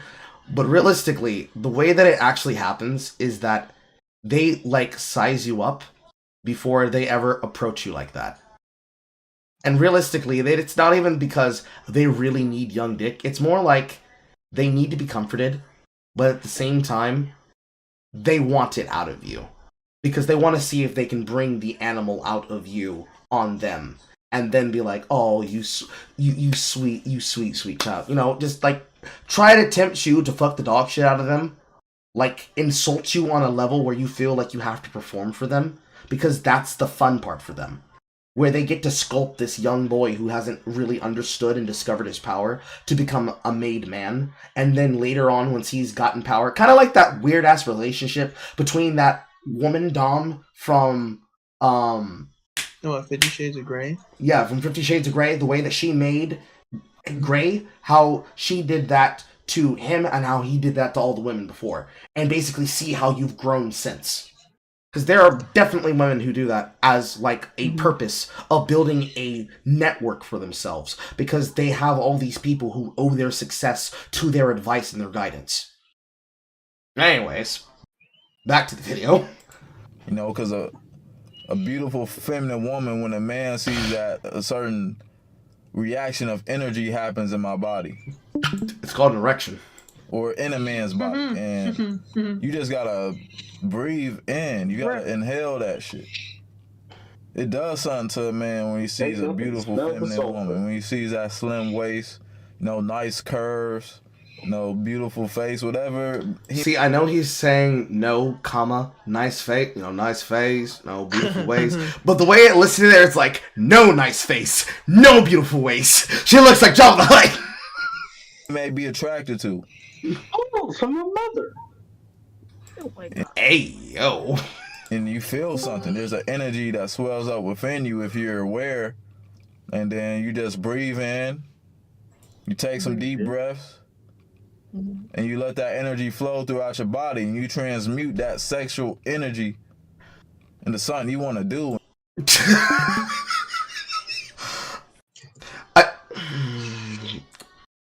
Sexual photosynthesis? Sexual photosynthesis. And it's something positive. But you don't gotta put that person on a pedestal and be thinking about that person day in and day out.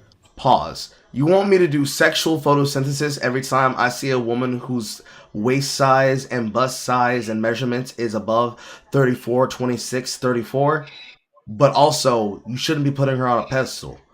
You're making it sound like the goddess of magic, Mister herself, came down and grabbed you by your dick. And you're saying, hey, yo, I shouldn't put this god that quite literally can unmake me in a thought on a pedestal, bro. She's just another woman. However, like, she's quite literally force bending my penis and doing shit with it, but like, she ain't no new. But you must control it. You must control this urge. Do not allow her power to corrupt you.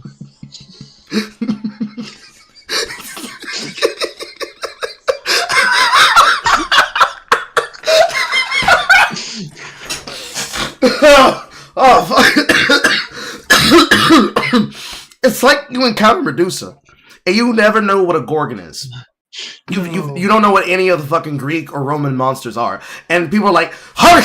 Beware! Do not look her in the eyes!" And as you're turning into stone, niggas like, "Hey, yo, you gotta understand, you can't put women on a pedestal. Like, yeah, she's turning men to stone. What the fuck about it? Like, nigga, my heart's petrifying right now. You think I give a shit about this shit? Like, what the fuck do you mean?" But that's also, see, the thing that's interesting, right, is like, I don't even, like, what's the action item here, right? Like, hey, man, don't even have a crush. Well, I'll just turn it off, bro. My bad. Sorry about that. I'll just not do it. Thank you, light skinned nigga. I appreciate that. You're welcome, citizen. It's like Captain Lightskin. Hey, yo, nigga, Captain Lightskin telling you when you hitting it raw, make sure to hit it from the back and not the side. You can't let that shit happen on the mind. You just let that shit slide, son. You know what I'm saying? You know what's crazy? If you called Captain Lightskin nigga to the scene, he would just end up fucking your bitch. No.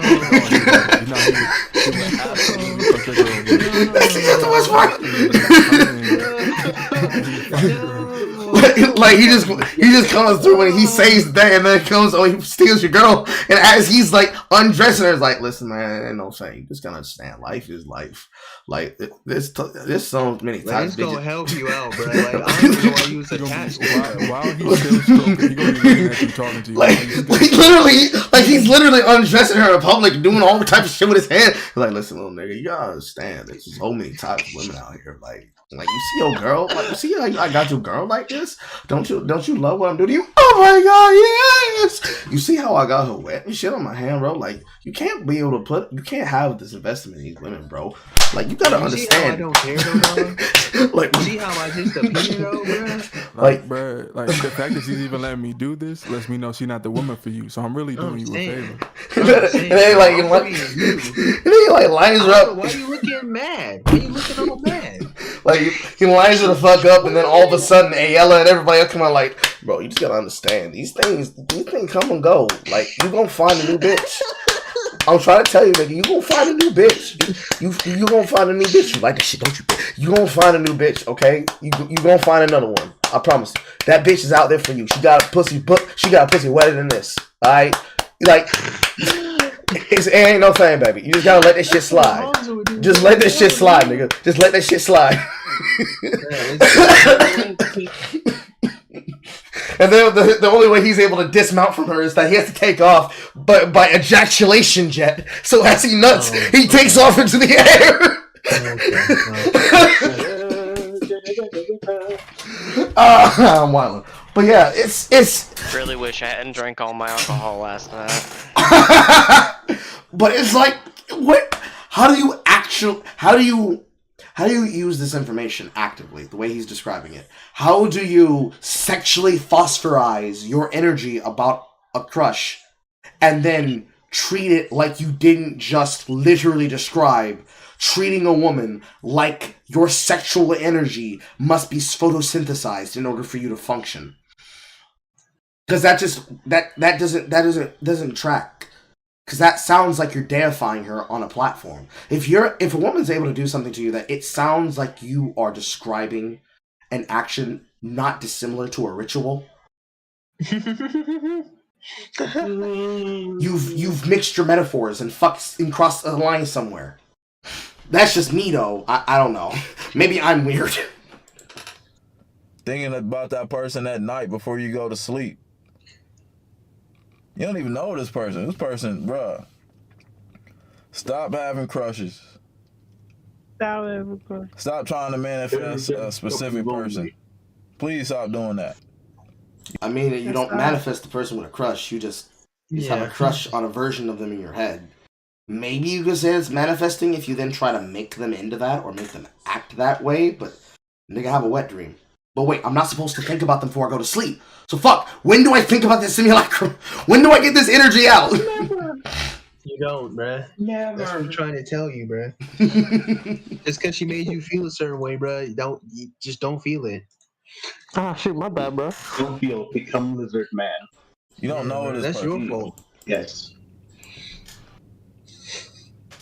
The right person that is going to come into your life for you. Wait, View what do you your mean relationships. manifest?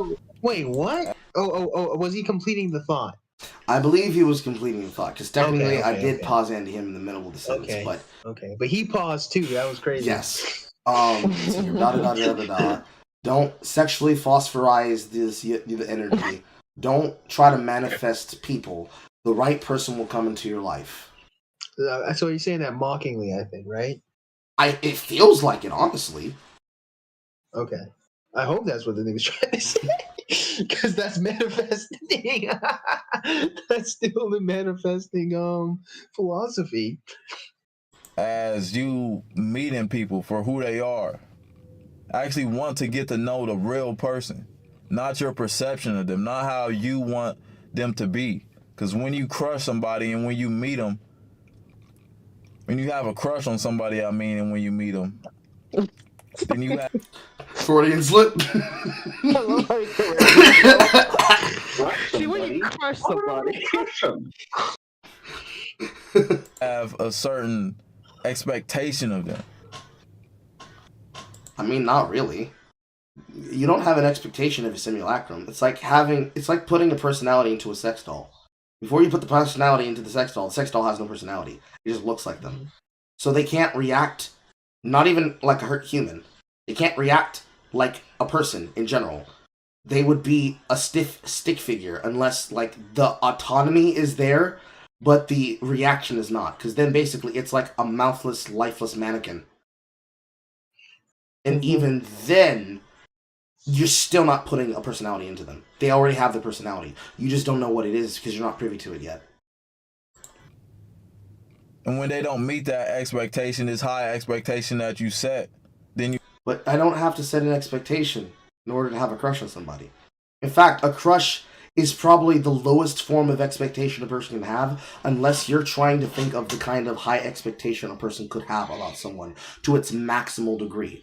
And I'm not necessarily a person about the maximal argument or the minimalist argument, but the simplest it should be if you have a crush is you look at someone, you have a crush, you enjoy whatever fantasy comes with that idea, whether it be, oh shit, my fucking teacher's kind of hot, wouldn't it be weird if she has sex with me in the parking lot? I hope she doesn't actually do that to me, that would be weird. Or, damn, the cheerleader that everybody wants is so attractive, I wonder what sex with her would be like. Damn, that'd be crazy if she was wild like that. I didn't know she was actually a closet book nerd who puts on the airs of being popular because she thinks looking like a nerd will make her be a nerd, despite the fact she has nerdy perspectives and nerdy opinions and nerdy hobbies. And she feels that if she doesn't act like this, she's going to lose that. Damn, it'd be crazy if I was to learn about her and get to know her as a person. I shouldn't try to do things like that and like notice those details about people, especially if I know them and talk to them. I should stay in my place and just never say anything and never do anything. Don't manifest shit. Why would I want to try and talk to them and like have the chance to get to know them better over fucking coffee or dancing? Bro, don't have crushes, bro. Just don't have crushes, bro. Yeah, just don't do it, bro. Never have crushes. You disappointed. But you said that. They didn't set that for you. It's all in your mind. That is true. It is in your head. Which means you have the control over it and how you choose to deal with it. Yeah.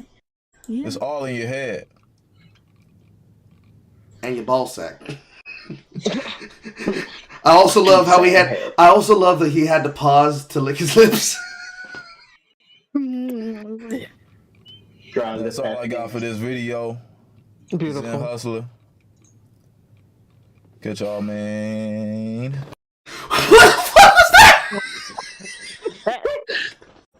Please, my dude, try and be less black. Holy shit.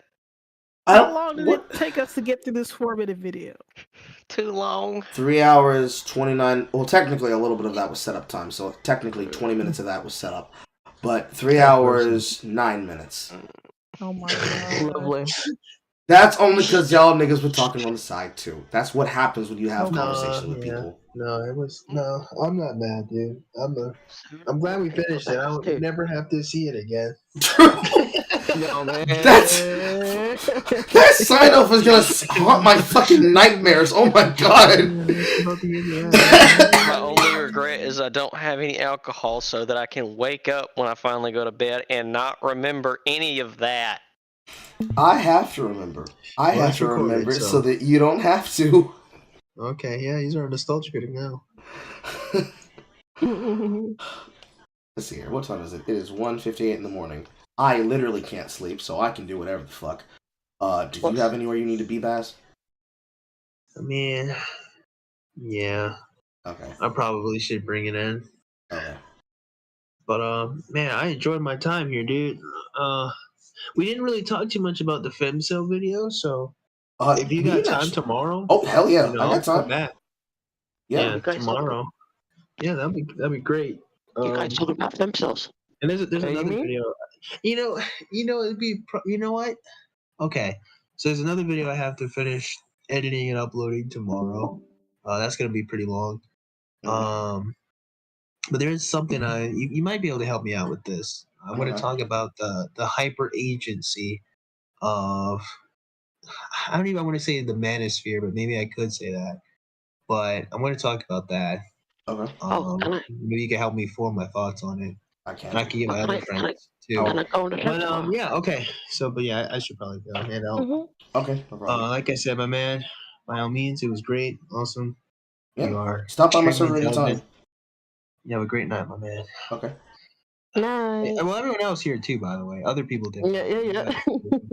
Yeah, take care, brother. All right. What were you trying to say, Richard? Oh, if you guys want to talk about FemCells tomorrow, can I come to the show? Oh. I will ask him how he wants to do it, and then we'll see from there. Okay, because I got to talk about FemCells last week to somebody, but they didn't believe me. They didn't think. I said they don't exist, and people still said they still exist. Okay. I will let him know tomorrow when I get in touch with him. At whatever point I choose, my body decides that I'm allowed to pass out, and we'll see from there. Because now I want to play Blatro. So have you got Helldivers too, or not? Oh. I do have Helldivers too. Oh, okay. I'm going to cut the stream here, but I'm going to continue talking to my server. If you would like to come to the server, links down below on the stream, both platforms. Blase, blase, blase. I will see y'all tomorrow with Bass. Goodbye, everyone. Bye.